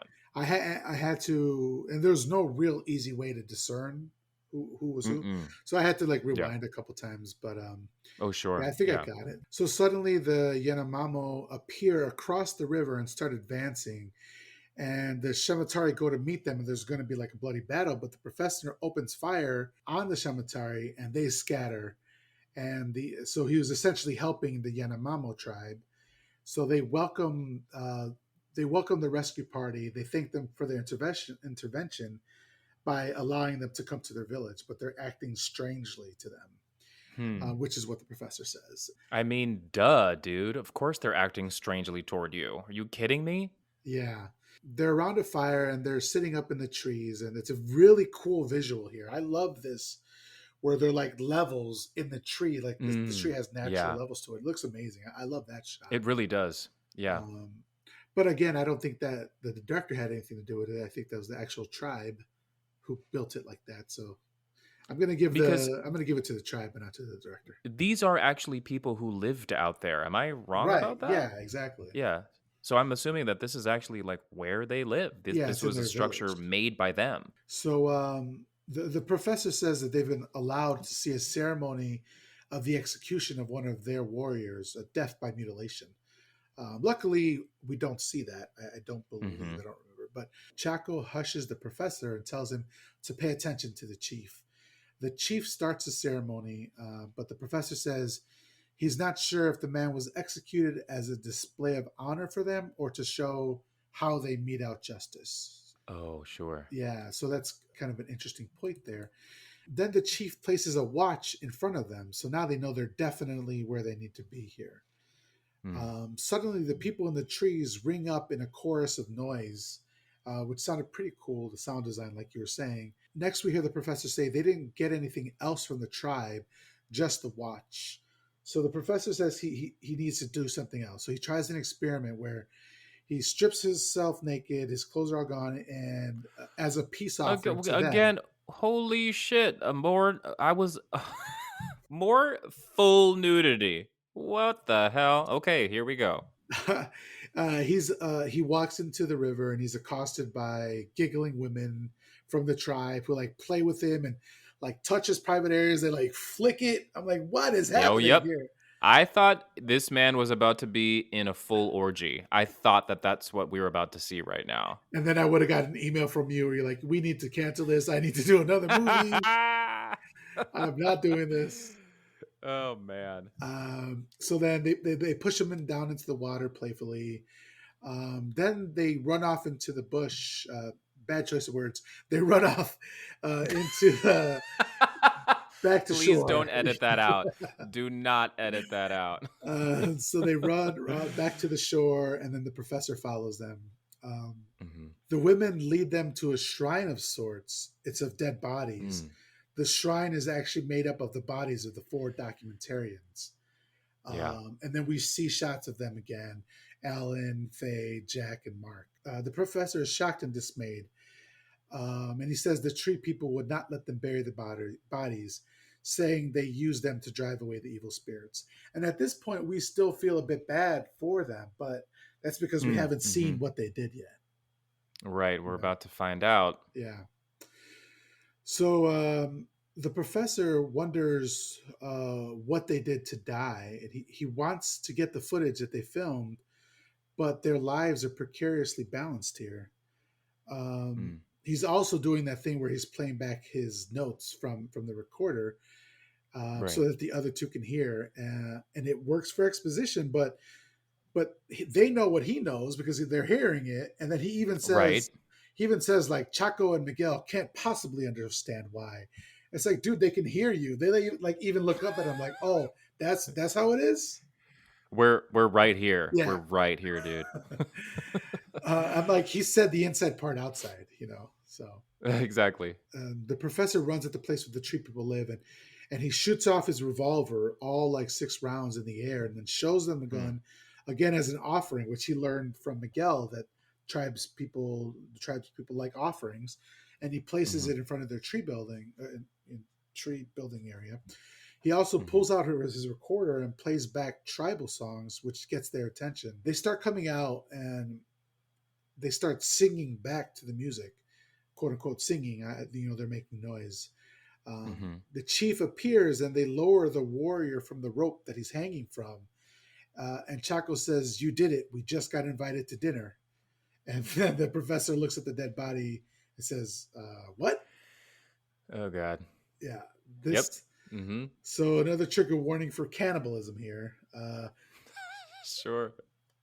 So what did you think when you saw this next scene? They're like pulling various pieces I out of mean, the skeleton. honestly, this movie's called Cannibal Holocaust. I was ready for it. I was like, we Yeah, saw like that's a true. That's fair. little teeny bit earlier, but I'm ready for this. I believe this was the body of one of their people who they killed, which was that scene you mentioned that they don't show us the I guess like the ritual sacrifice. And so basically they're just pulling guts out of this poor man's body, which part of it gets offered up to Mustache, which he takes a freaking bite of that. I don't know, your liver, something like that. But it was gross. But I was ready for this. Give me some of the cannibalism. I want to see it. You know what I mean? What I liked was backing up just a little bit. Like the chief Hmm. is like waving the body parts in the air in one hand, and in the other hand he has the recorder and is like waving it Yeah. up and down. Then he takes a huge bite and offers the meat to the professor, like you said. But the professor takes like a huge bite Ooh, and he like could take a small small little bites, like nibble, small but little his bites. he took a mouthful of that thing. Yeah, and then he's just like munching on it. Oof. It's like, Oh yeah. Oof. Oh man. Well, no um, turning back now. they're in the thick of it. So there's another jarring jump cut here. Then we're back into New York City. And then we see the Mm. professor. He's telling the story of how he got the cans back. And he's saying it to like this interview, this reporter on a TV show. He's saying that luckily they hadn't tried to open the canisters and they were hopeful that the climate hadn't damaged them. He says in exchange for the recorder, the chief let them take the cans. The chief and the people thought if he was capable of capturing the human voice, he was also capable of like harnessing the power of the film cans, which they thought held the Hmm. power of the party of four. It's kind of convoluted, but Right. Yeah. essentially that's what it is. They also thought that he could break the spell placed on them from killing the white people, the gringos. Hmm. The interviewer ends. I'm sorry. The interview ends, and the reporter says that they'll be showing the footage in a couple days on his program. That's nuts to me that they were just like, oh yeah, we're gonna just go ahead and play this footage that we have not watched on TV. We're not gonna review it. We're just gonna play it. And this dude, Mustache, is like, oh, hold on. Maybe we should take a peek at this first, just to make sure what we've got here.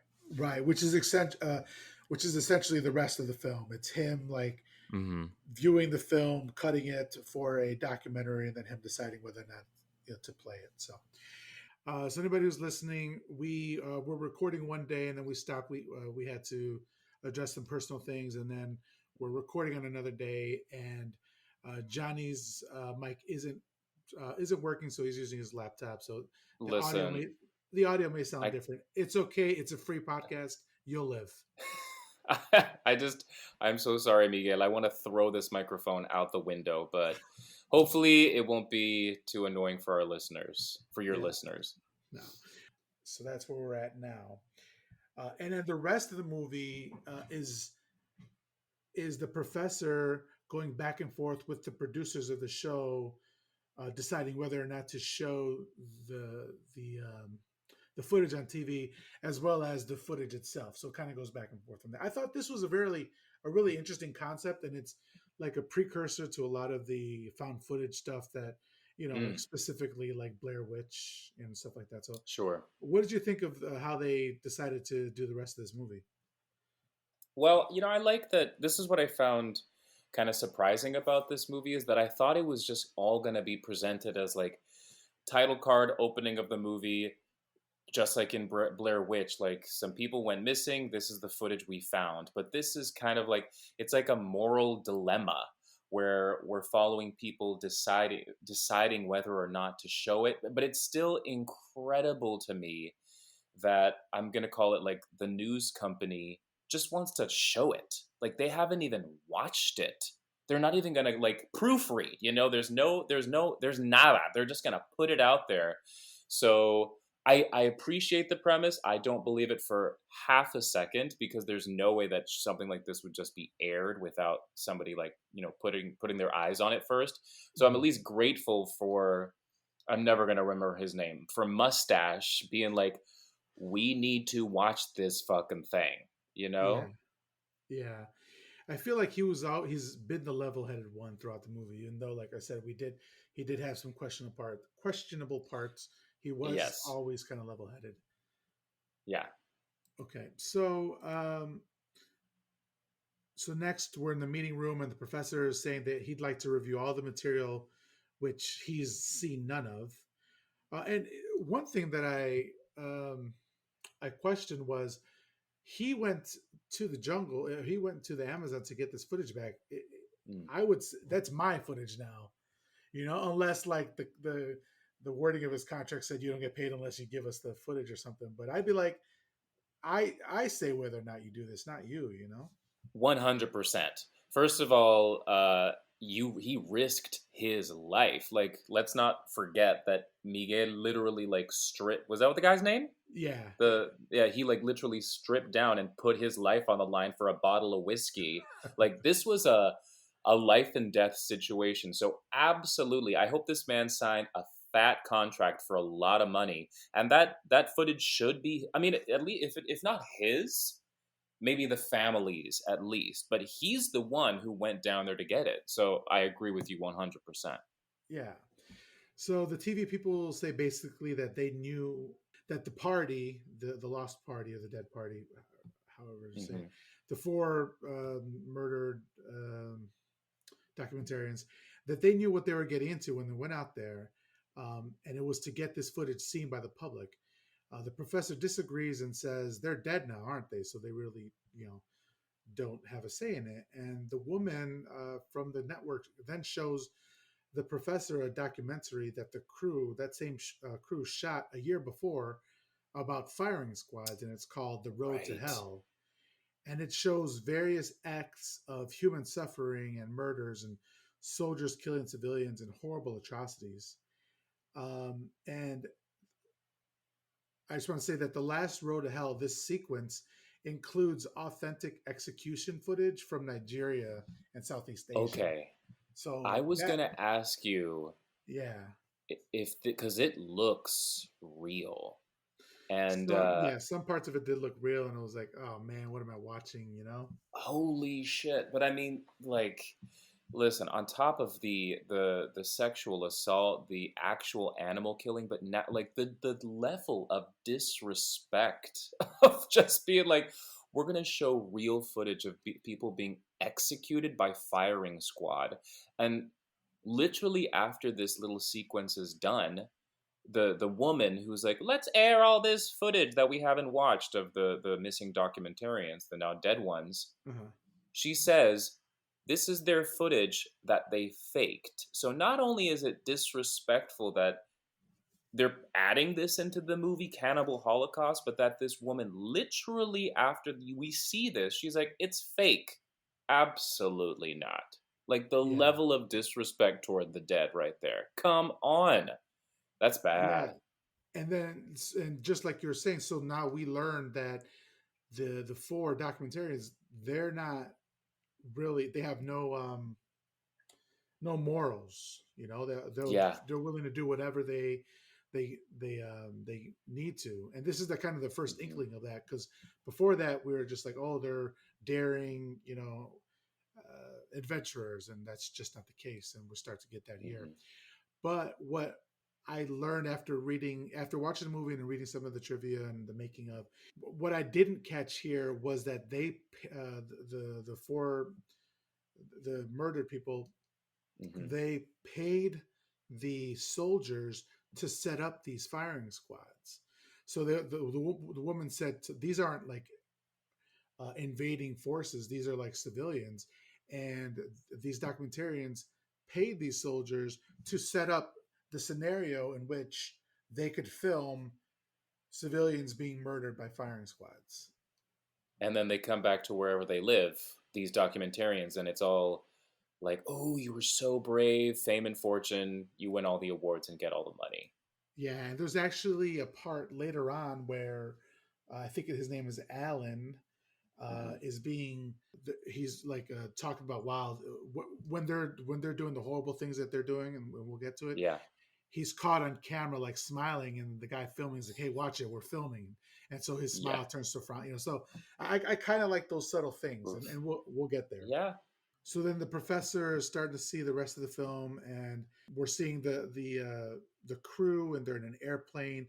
Then they're at their base. So this is the last shot we saw of them earlier was them ascending in the airplane. Now we're seeing the footage of them actually in the airplane. So this is we're catching up with them right where we left off. Mm. They're at base camp, and they're saying they're only taking weapons, cameras, and medicinal supplies. And then again, this disrespect of the only female crew member, Faye. She's just stepped out of the shower, and it's a full frontal like Oh filming my of god. her. Yeah. Yeah. And she's supposed to not know that whoever it is who's filming is filming. It's supposed to be like that she doesn't know it, but still it is she is naked. Damn. Yeah, It was yeah, it is right. She's there.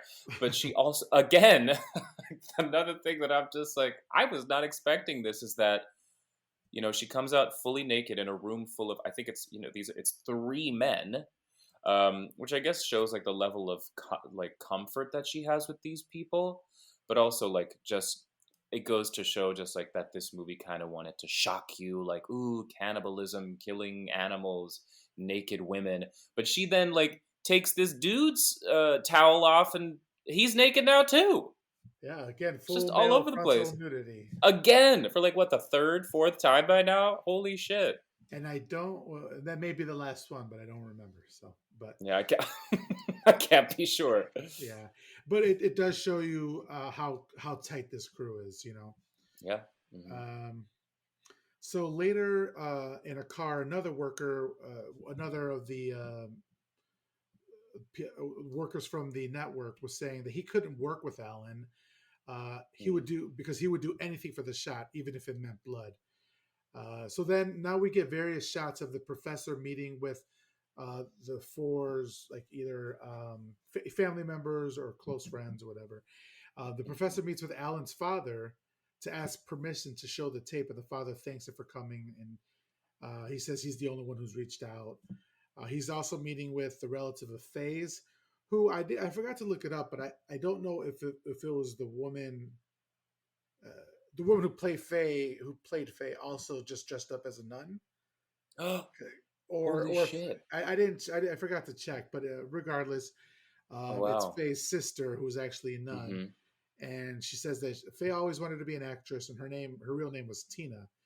But Mhm. this, I don't know if this sister was really judgy, and she didn't I seem don't all too remember. sad about her sister being dead. So then he talks to Jack's widow. Again, she was not a big fan of his. Nope. She's He's like he was good and bad. That's about it. Yeah, exactly. He says, or she says, that he worshipped Alan, which was his downfall.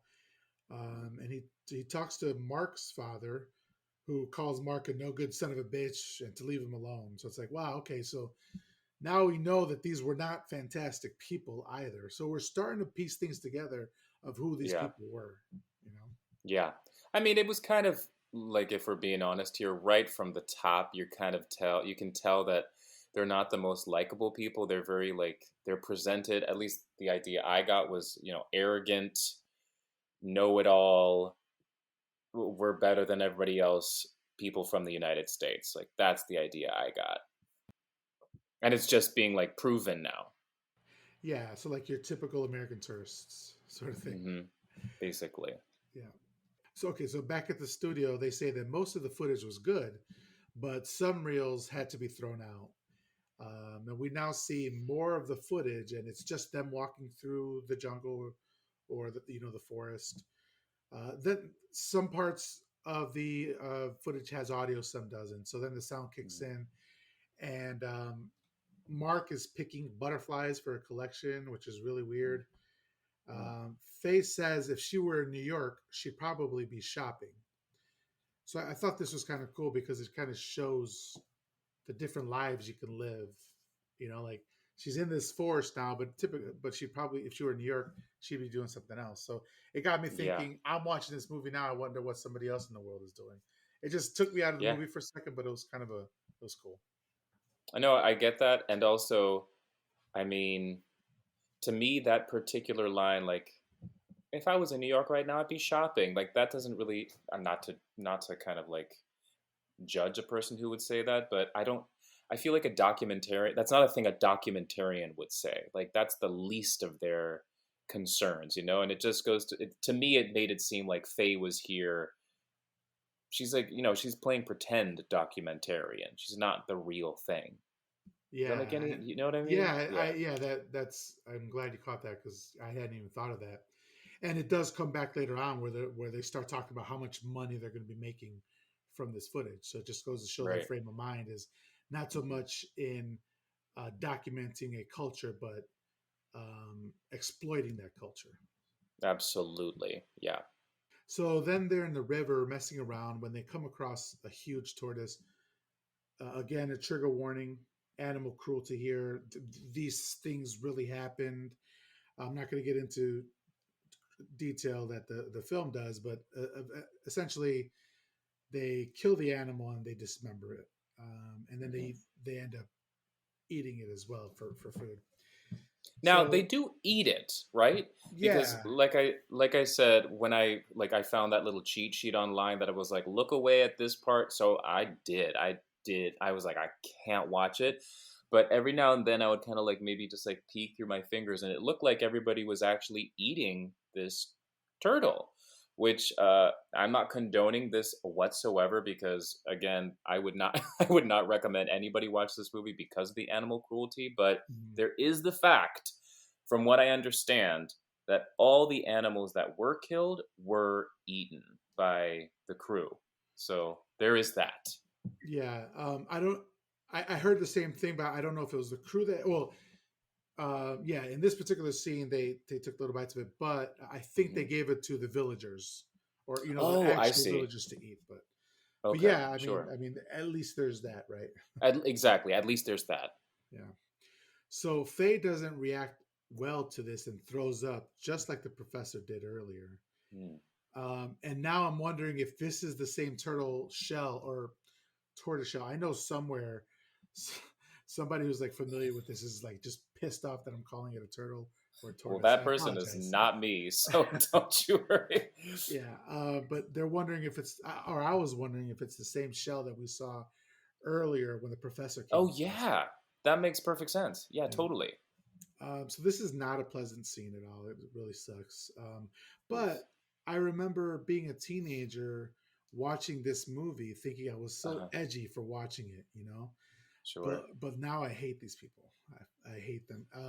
And then it also reminded me of like Faces of Death. Have you ever seen Faces Oh of my! Death? I was literally about to say this to you, Miguel. I was like, "This Yeah. is like Faces of Death," which no, I've never seen. I can't, even though I know a bunch of it is actually faked, from what I understand, Hmm. right?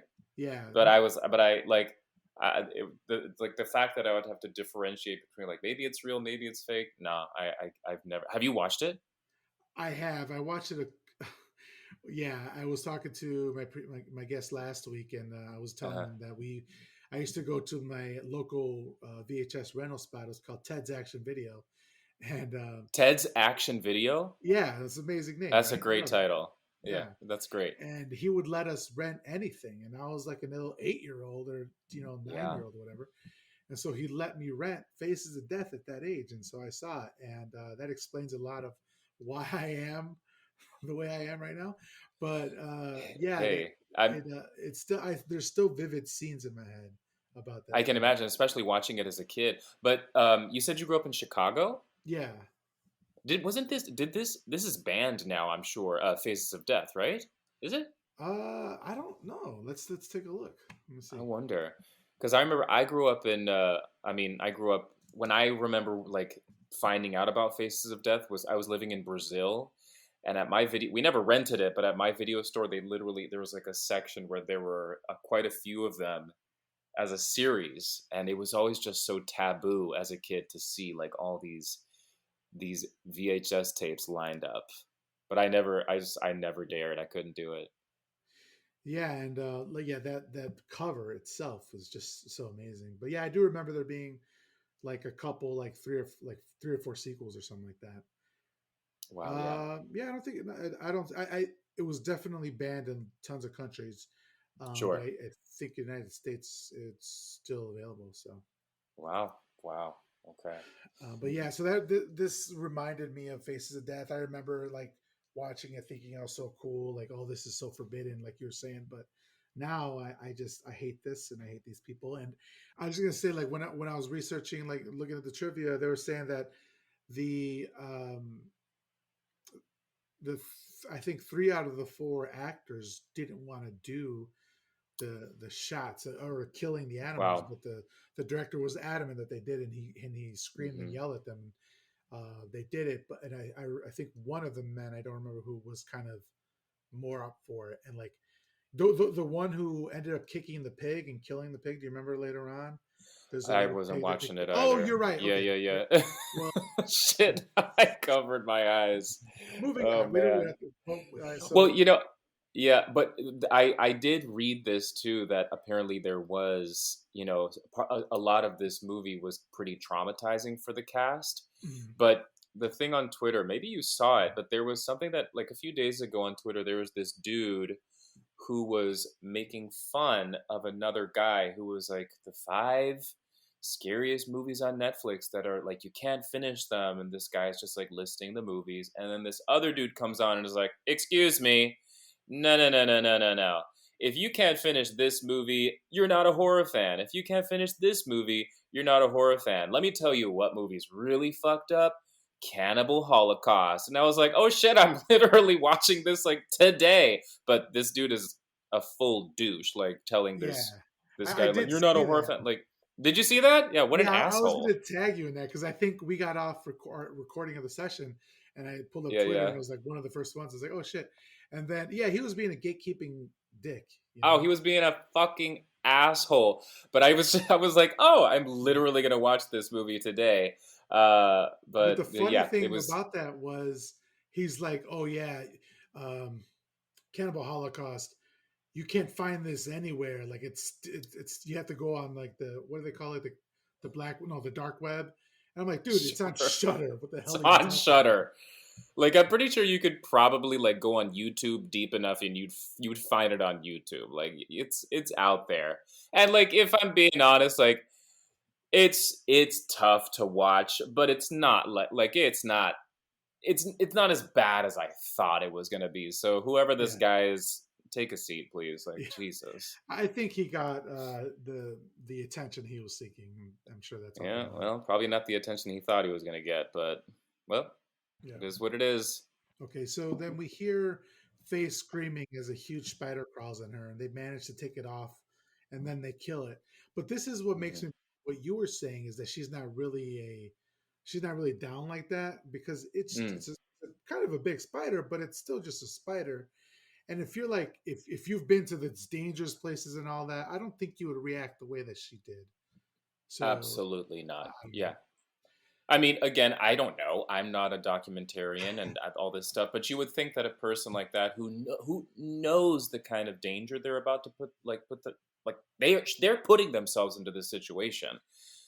If she knew like actually what she was doing, that woman would literally pick that spider up and send it on its way. yeah, She would not be freaking out like this. yeah. So it just didn't seem right to the character, I thought. But Yeah, agreed.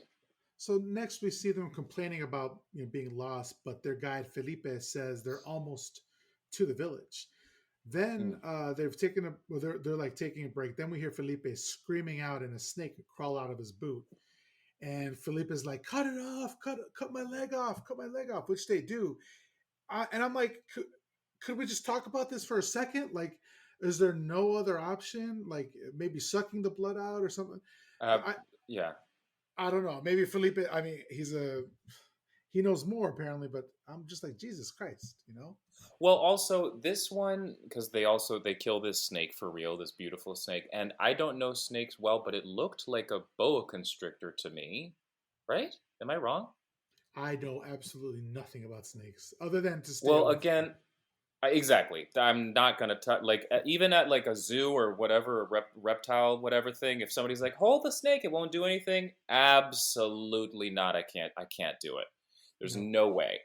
But like again, this one it was on my little cheat sheet where it was like they're about to kill this snake. Don't look. So I Mhm. saw briefly. I saw the snake and I was like, that looks like a boa constrictor, which I'm pretty sure is not poisonous. Mhm. So yeah, this whole sequence was just ridiculous.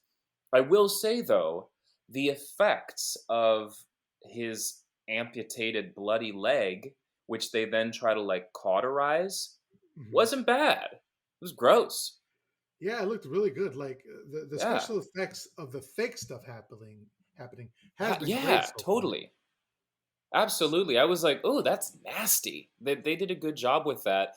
But then he dies like 4 seconds later. So it's like, what's the point, you know? Oh wow, yeah. Well, I mean, guess show us those effects. Yeah, yeah, exactly.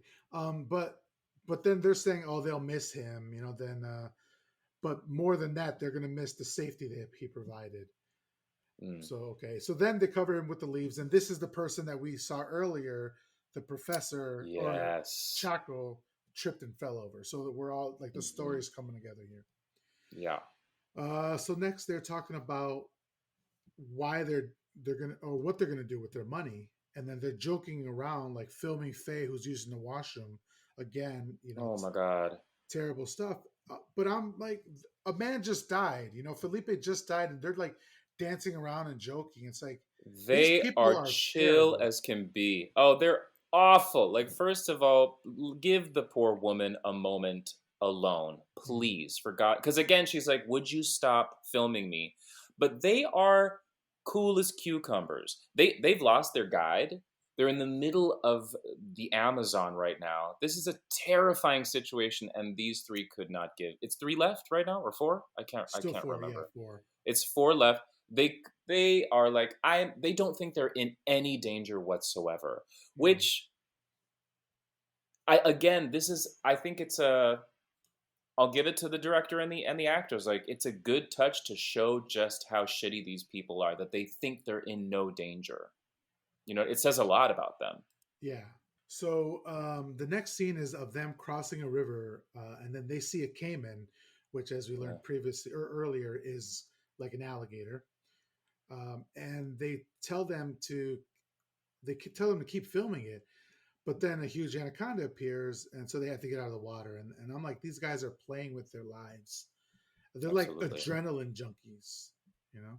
Yeah, totally. But it was these shots were beautiful. I loved seeing that snake like slithering across the beach. These shots Yeah, were great. yeah. You know, it's like a nature special for just a moment. Like if David Attenborough were to step out, that I mean, Yeah. that'd be dope. You know? Yeah, absolutely. So next, they stumble across the Yakumo, who are killing. Again, trigger warning: animal cruelty. They're killing monkeys for food, Mm, which of course they film. And the villagers are like collecting the blood, and it's horrendous stuff. They because they're also eating the animals raw. Uh, yeah. So this feels a little bit different because I don't know. Maybe these villagers do eat animals raw. I don't know. This is a really I don't know how to feel about this. Obviously, they shouldn't mm, be filming animals being eaten just to film it, but at the same yeah, time, maybe these villagers do eat this stuff. So this feels a little bit. I don't want to say anything bad about it because maybe it's a practice that they do. You know? I totally understand what you mean. Yeah, Yeah. like it's possible that this was something that these I mean, we don't know, but that these villagers showed the director and he Mhm. was just like, "Okay, well, I want to include this in this film." But it is also possible that again, this movie in my opinion, even though it's like, "Oh, who are the real cannibals and savages or whatever?"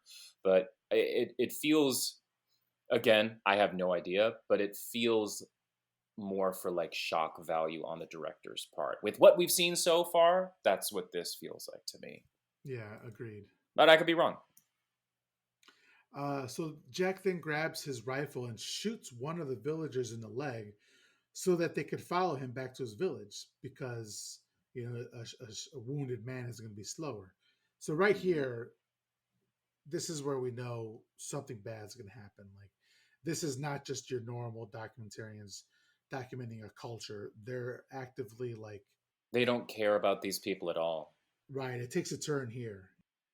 Hmm. So the professor says now he knows why the Yakumo were so aggressive to them when the professor arrived because they had just dealt with these four fucking murdering genocidal assholes. Hmm. So the producer then verifies that they did in fact set up some previous executions, which is what I said earlier. In the footage, we see them arrive at the village with their rifles drawn, filming without consent.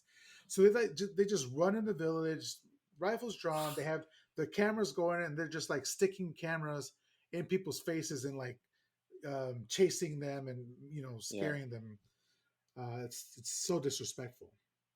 Oof. This is rough. This scene. Yeah, the villagers were scared. They ran off. Uh, then they film the man that they just shot in the leg being treated. And then Mark grabs his rifle, and at this trigger warning for animal cruelty again, he shoots this pig. And then they start shooting the rifles in the air, corralling the villagers into a hut. And then they set the hut on fire. Yeah. And then they start filming it. And then they say, the massacre of the Yakumo by the Yanamo. I'm going to say this wrong. The massacre of the Yakumo by the Yanomamos. Mm. Um, this is a complete setup. It's fabricated by them. It's reprehensible. The villagers attempt to escape, and some do, but a majority are killed, or a lot Yeah. at least are killed. And while this is happening, there's gentle string music playing as the villagers scream, and they keep filming. We see the hut is engulfed in flames as the four dance around in glee, and then we see some skeletons in the ashes. Like, what did you think when you saw this scene here? Well, this again was a twist that I did not expect. I mean, now at this point, you kind of see where we're going with these four assholes. But this was horrible. This whole scene was really, really scary. Mhm. In a movie full of things that are just awful to look at. But this is it. This kind of like ties back to what we saw before when Mustache was in the Yakumo village because there was that elder who was doing that. He was like wailing and doing this performative act, around his village where you see like the burnt remnants. And so I remember thinking then, holy shit, like this man is trying to tell us a story here, and now we're seeing what happened in his village. And it goes back also to what you said about the fact that the Yakumo are incredibly trusting and like are an incredibly welcoming people because their town was ravaged, was set on fire by four white people, and a bit later on, another group of white people come and like they are hesitant, but they still welcome them into their village.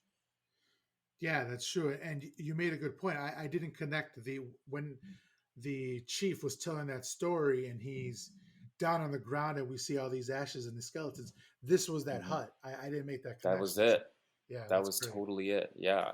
So then we see Faye and Alan having sex after just committing genocide. What the fuck was this? The weirdest sex scene ever. Like neither of them can take their clothes off. There's just kind of wrestling, but then they decide to put on a show for the villagers.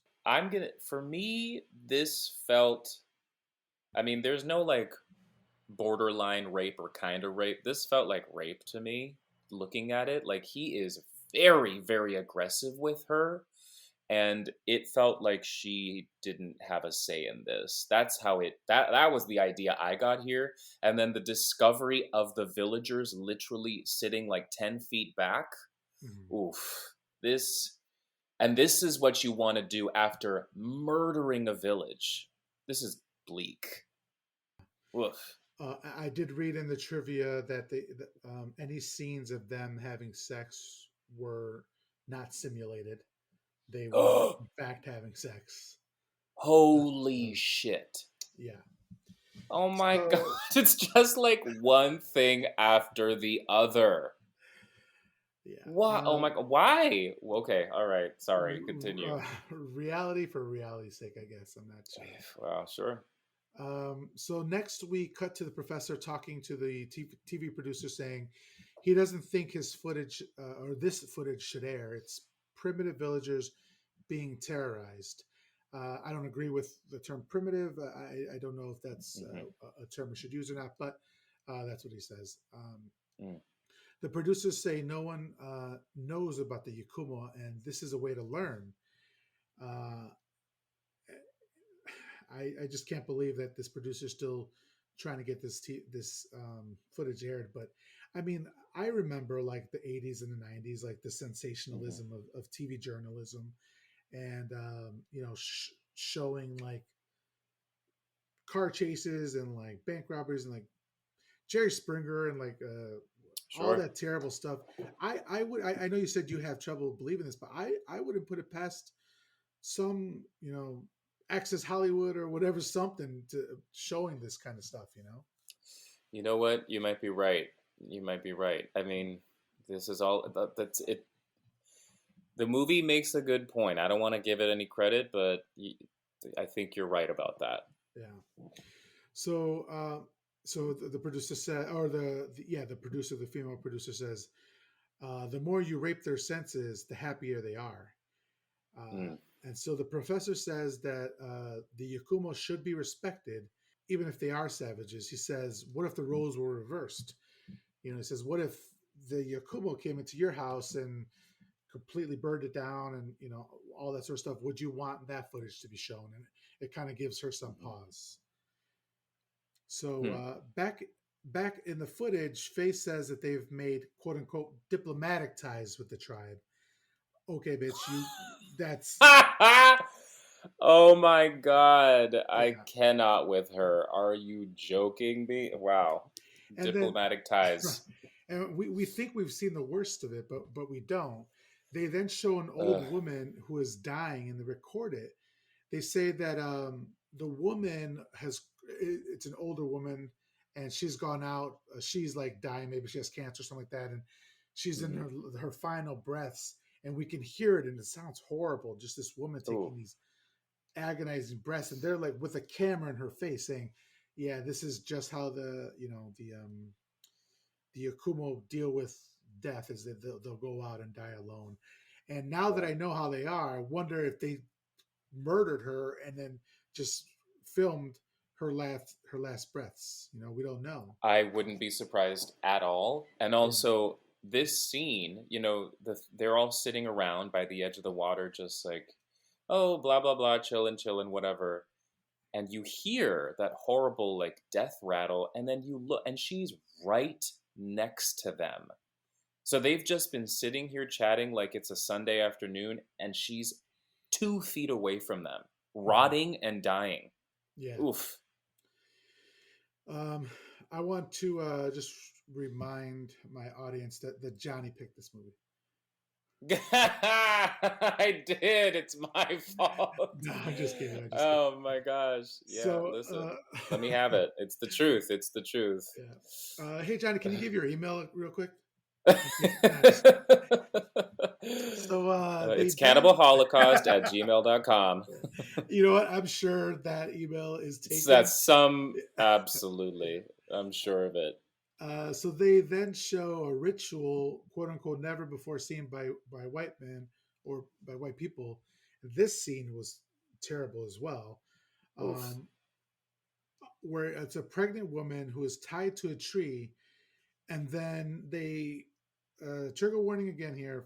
Um, they cut the baby out of her, then they bury it in the mud, and then they Hmm. kill the woman. But they don't say what this ritual was, so Nope. I don't know what the point of that was. It's Shock terrible stuff. value. Yeah, I mean, it sounds terrible, and obviously this didn't happen in real life, but the effects look Mhm. great. Yeah, it looks really horrifying. Yeah. So the next day, they're talking about going back. They're trying to decide whether or not they're going to go back or keep going. But they decide to keep going because they want to see the other tribes, the Tree people and the Shamatari people. So we, of course, know that that was their big mistake because if they had turned back right now, they would Mm, be back in New York and they would have had this footage and they would have been hailed as heroes, you know? yeah. So back in New York, the professor is saying that this footage is fake and it's inhuman. The professor then says that he refuses to have anything to do with this material. One of the producers asks if you want to just shelve this amazing footage, and the professor says yes. You haven't seen the worst of it. So they go into a viewing room to see the rest. That's saying something if everything we've described to you right now isn't even the worst part. Listen, So, this episode should just be called Trigger Warning. It reminds me of there was a movie that Eileen and I watched called Trauma. Have you ever seen this movie? It's from no, Chile. no. Dude, we would like.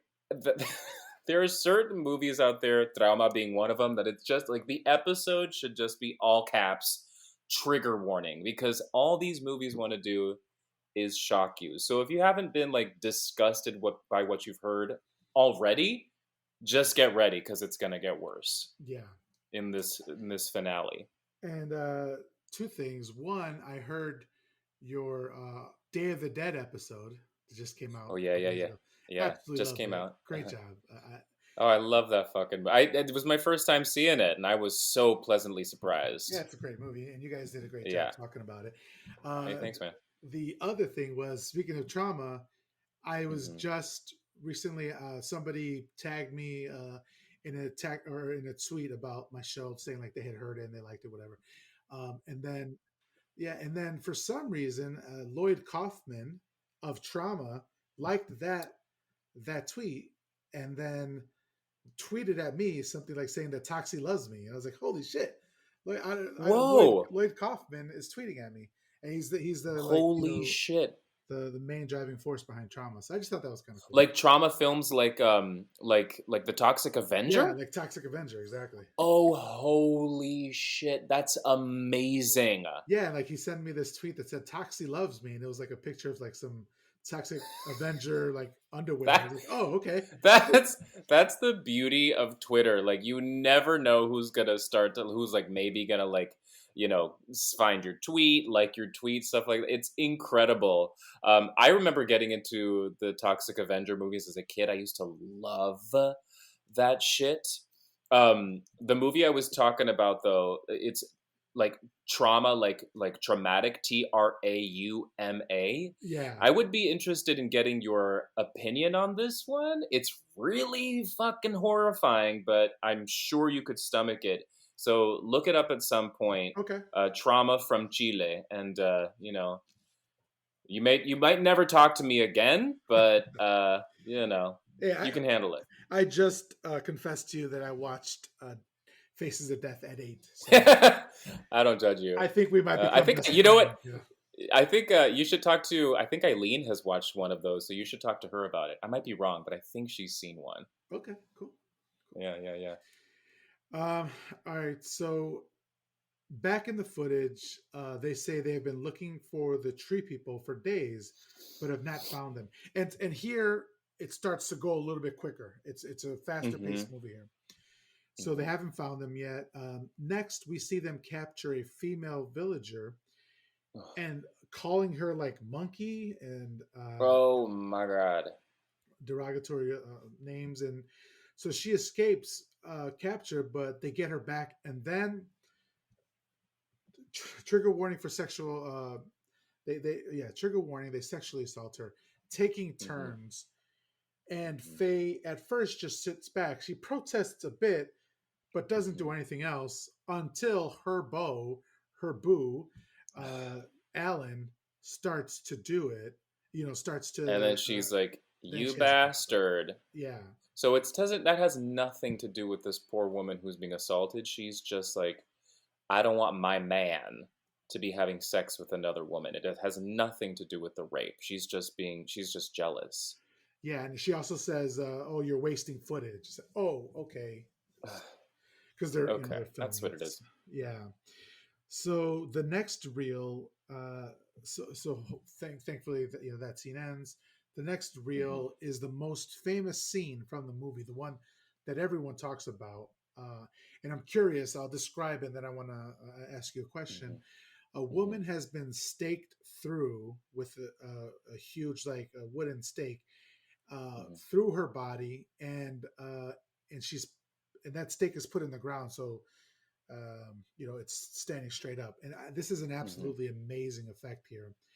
Um, Oh my God. Alan is smiling. This is what we were talking about earlier. Alan is smiling, Hmm. but when he's told that they're filming, he changes his demeanor and says, "Oh, good Lord, it's unbelievable. It's horrible." He can't understand the reason for this cruelty with the profound respect they have for virginity. As Faye looks at him like, yeah, okay, you didn't just rape a woman 30 minutes ago or whatever. Right. So I was curious, had you heard about Hmm. this scene or anything like that prior to seeing this movie? I I remember as a teenager, I saw an image of this Mm, online, and I remember thinking it was real. I don't remember how I came across it. It was probably some horror movie thing because I've been in horror movies forever. Um, but I remember just being like, oh my god, I need to look away because it looks real. mm, It just does. It's a horrifying effect, but like you said, not to be awful, but they nailed this effect. Like it, I can understand why. As I was watching this movie, people actually thought. I'm sure you know that people actually thought that part of this movie was actually real. I think because of the actual animal murder in this film, the cruelty. But I think they actually thought that these people were murdered, and I think this particular image has a lot to do with it because it's so effective. right, right. And so some of the trivia for this that I got off of IMDb and also Wikipedia. Hmm. So this girl, this villager being impaled on a stick, they thought it was so real that 10 days after its premiere in Milan, the film was seized by Italian courts, and the director was arrested and charged with obscenity. He was also later charged with murdering several of the actors on camera and faced life in prison. The cat, Holy shit. yeah, the cast had signed contracts requiring them to disappear for a year after shooting to maintain the illusion that they died. So the director contacted one of the actresses or one of the actors and asked him to appear in court and to contact the other three as well. And so they appeared in court alive and well, and the murder charges were dropped. But then Wow. in court, the director explained that the way they got uh, the way they got this shot was that the girl sat on a bicycle seat that was Oh, attached to the pole's base while holding a small pointed piece of balsa wood in her mouth. So that's how they wow. got that effect, and that's why it looks so real. Oh, wow. That's good trivia. Well, Yeah. it was a good effect. It was a good effect. But like it's this is their doing, the guys who just raped her, because that's the same woman, I believe. That's what I got here, and that she is being punished by her people for being raped. Am I wrong about this? Oh, I I think hadn't. that's I could see that happening. I wouldn't disagree with you that that very wow. well could be the case. That's Well, either terrible, way, absolutely awesome terrible. effect, but yeah, it's just so fucked. It's awful. Yeah. So next, they're continuing to film as they're encircled by the tribe, and then they start shooting their rifles at them as the tribe attacks them. And Mhm. suddenly, a spear hits a tree, and then they start taking this seriously. I feel. Then Alan gets a spear in the chest, or one of the men I forget gets a spear in the chest, and I believe it's Alan who mercy Mhm. kills him. So now it's just the three of them. The Yanomamo advance on the body and eating what they can grab. So Yeah. this feels very much like a zombie ish. Yeah, totally. They take the body back to their village, and as one of the four men shoot at them, they drop it and go back and get them. I guess it's a trigger warning, but they're cutting off like Jack's phallus, His dick. his dick. His They're cut cutting off it his. off. And Yeah, again, it looks. I was like, "Whoa, that is a good effect." It was yeah. good. Whoa, it And was they, crazy. and then they bash him over the head as he's strung Hmm. up on a tree. Yeah, it's crazy, this effect. It looks amazing. You know, I was ready for it though. I was like, "Fuck this asshole!" Like it's time. So sometimes, like in horror movies, they don't give you like the characters don't get their comeuppance. But I was like, this guy deserves this. So goodbye. He sucks. Agreed. Not to Agreed. be awful, but No, he sucks. I mean, I think there's no way the director didn't want us to feel this way. I mean, there's Yeah. no way that the director or the writer thought that his protagonists were heroes, you know. So Right. I feel we're justified in cheering this on, you know. Yes, I think so. Yeah. So the film looks very grainy as it continues to chop at the body that's on the floor. We see as the body gets progressively picked apart by the villagers. They delight in the killing, and they're laughing and dancing with the body parts, and like the blood is all over themselves, all over them, I should say. And I'm thinking, who's the turtle now, right? Because this is how it Yep. felt early in the movie when they were doing this Mm-hmm. to their turtle tortoise. So Mm-hmm. then, Mm-hmm. but then I'm thinking, why is the person still staying there filming? You know, this is what What? happens with found footage movies, where you're like, why are they Yeah, filming right now? You know? this would never happen. I would believe a camera dropped on the floor and then like somebody ran away, but somebody is holding this camera, watching this from like I don't know, a Five couple feet. yards away. Yeah, it's Yeah, ridiculous. yeah. Um, so then the villagers start a fire and they start cooking some of the parts. It's very ominous music playing. Mm-hmm. Next, Alan says that they really screwed themselves staying as long as they did. They lost everything. Then they're shooting flares to scare the villagers back, but they're surrounded. Then the Mm-hmm. villagers they grab Faye, and Alan says, "We must think of ourselves. We have to get the footage back. We have to get the footage back home, I should say." Uh, Mm-hmm. Again, but again, they stay as we see the villagers. Trigger warning here again. They tear Oof. Faye's clothes off. They tie her to a tree and they sexually assault her very terribly. Mm-hmm. Um, Again, why they're still filming, I don't know, but we're still Yeah, here. Uh, yeah. but I found it hilarious, or not hilarious, but very telling of Alan's character that as soon as his girlfriend or fiance or even wife, we don't know, is Mm-hmm. grabbed, he makes no move to try to help her. He's like, we got to think of ourselves and get this footage back, you know?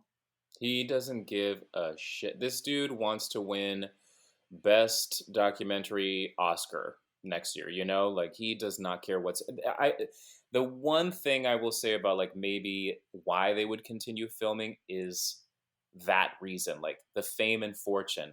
But in this dire of a situation where the people around you are being raped and murdered, Mm-hmm. not maybe not quite. Yeah. Um, I just feel like they're very delusional as far as what's happening here.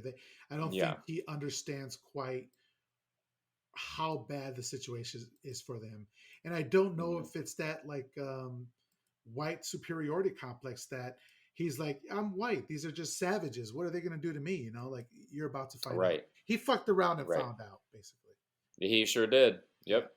So once they're done sexually assaulting Faye, they bash her to death. Again, the strings kick up here. It's a great score. And they cut off her head and dance around with it. A Oh my god. great effect. Like I love this effect. Yeah. And then the villagers surround the last two men and attack and kill them, and then the footage runs out. Now I didn't. There were two guys left over, right? Mm-hmm. Yeah, there were At two the of them. end here, because you only see, unless I missed something, you only see Alan. Is that his name? You see him kind of fall to the floor, his head all bloodied, but you Yeah, don't see what happens to the other guy. Do you? Did I miss it?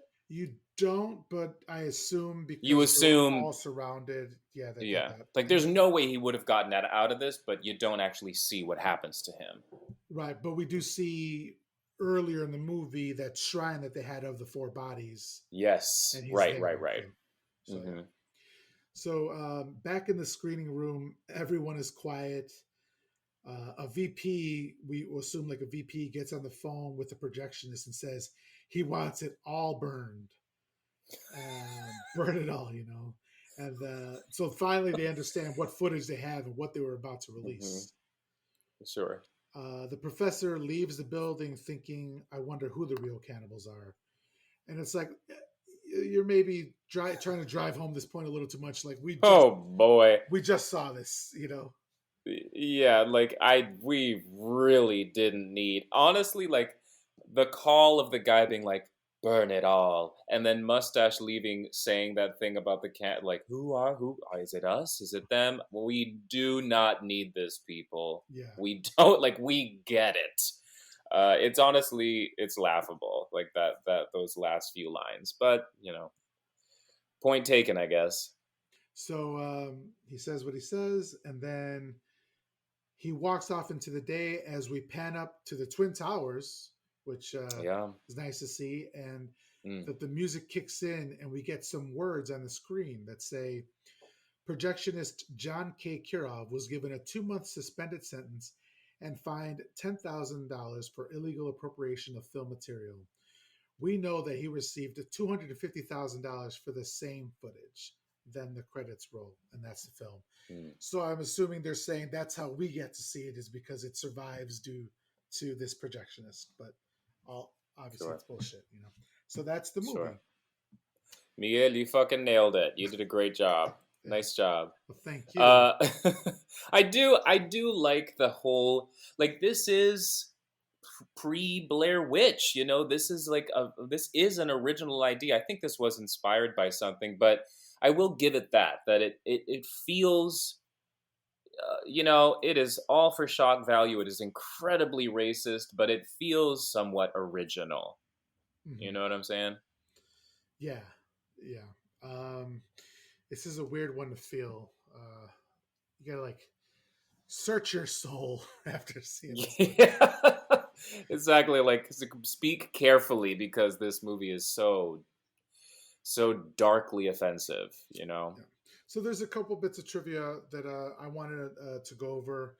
So as we were talking earlier, and I knew why in my brain this was kind of stopping me from saying it, but the director intended for the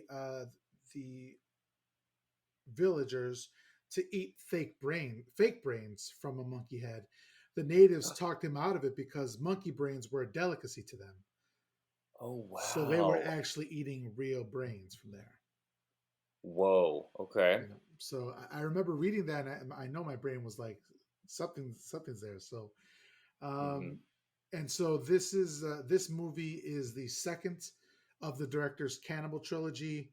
Uh, it's preceded by Jungle Holocaust, and then Cannibal Holocaust, and then Cut and Run, which I don't know. He doesn't know how trilogies work. They usually have names that are similar. And then Have you seen any of those other ones? hell no, no, I haven't. Okay, got it. And I haven't even. There's a movie called Cannibal Ferox, which I've Yeah, heard I've heard about a of lot, but that. I've never seen that one either. Cannibal movies Yeah, yeah. aren't my genre, you know. No, no, But same.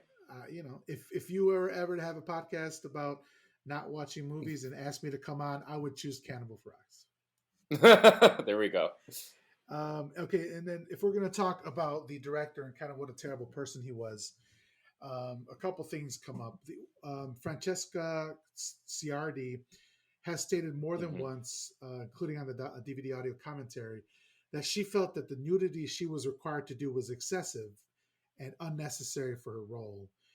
In one instance, she told the director that she didn't want to bare her breasts during the sex scene between her and Carl York. So we're talking about Faye and Yeah, uh, her boyfriend, I forget his name now.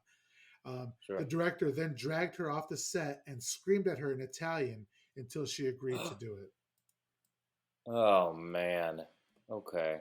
Yeah, so the director is kind of a terrible person. Yeah. Um, the one of the actors also noted that um, he was really hostile. He was hostile towards the cast and crew members. The actor said he was a sadist. He was particularly sadistic to people that couldn't answer back, people that were Colombian and people that were Italian but could be sent home. So Wow. I feel like the director is basically like Alan. You know, the Sure. was it Alan? Yeah. Yeah, Alan. Like he was playing Like himself. the He kind of the wrote leader himself. of the totally. Yeah, Well, that changes the way that I view this film, and I was like, oh, I give the director credit and all this stuff, but it sounds now like what you're telling me is that he enjoyed he if he cut like that makes sense to me that that Alan is him and that he sees something of value in that character in Alan. Where I look at that man and I'm like, what a piece of shit. What an awful character, like off the bat. But yeah, I think you're right there. yeah. And the last here is that despite the director saying that he was trying to make comments on society and all that, the director said he had no intentions in Cannibal Holocaust but to make a film about cannibals. So this is what he said before, and then afterwards he said, you know, after decades, he said, "No, we're trying to say something." So I feel it's like just him trying to cover his tracks. Yeah. Oh, one thing I wanted to ask you was if you noticed Hmm. this that towards the end of the movie, you know, when the professor is leaving, leaving the building, and he says, you know, I wonder who the cannibals are. Um, Hmm. there's a truck passing by that has the same symbol that the shaman's son had on the back of his neck at the beginning No of the film. way. Yeah. So did you notice that? I didn't go back and notice. No. Yeah. So I thought that was cool What there. does that mean? I know, right? That's Like cool. trying to tie the villagers to the city people here. You know, it's I don't know. It's I kind of guess cool. with the last statement of like who are the real cannibals or whatever, because the symbol appears in in the Amazon, but it also appears here. So maybe just like emphasizing that point. But good catch. Wow, I did Yeah. not see that. All right, so that's the film, Johnny. So what we do here is, Hmm. after watching the film, I ask my guests to rate the movie on a scale of 1 to 5 upside down crosses. So, Oh what would you boy. give this movie? And it could be anything. It could be how you felt when you watched it, what you think it deserves. You know, because it could change. I could see a movie one day I give it 3, the next day I give it 4. You know, just how you feel. Yeah, yeah. Um, I'll give it one upside down cross. Mhm. I would, honest. I'd probably give it less, to be totally honest. But one is fine. I I give it one for just like I guess at least to the horror world, the kind of power it has. You know what I mean? Like people are Mhm. like, "Oh, cannibal Holocaust, holy shit!" But the reason people say that, I don't think is because it's scary or good. It's just because of the shock value. It's because there's a lot of really awful assault. There's actual brutal murder of animals. There is actual murder of people that you're seeing in this movie. So it's just like it's the shock power behind the movie. It has nothing to do with anything of merit in the film. Like I don't think anybody would come away from this being like, "What a good movie." It's just its power lies in shocking you. So that's why I'll give it one upside down cross. How many do you give it?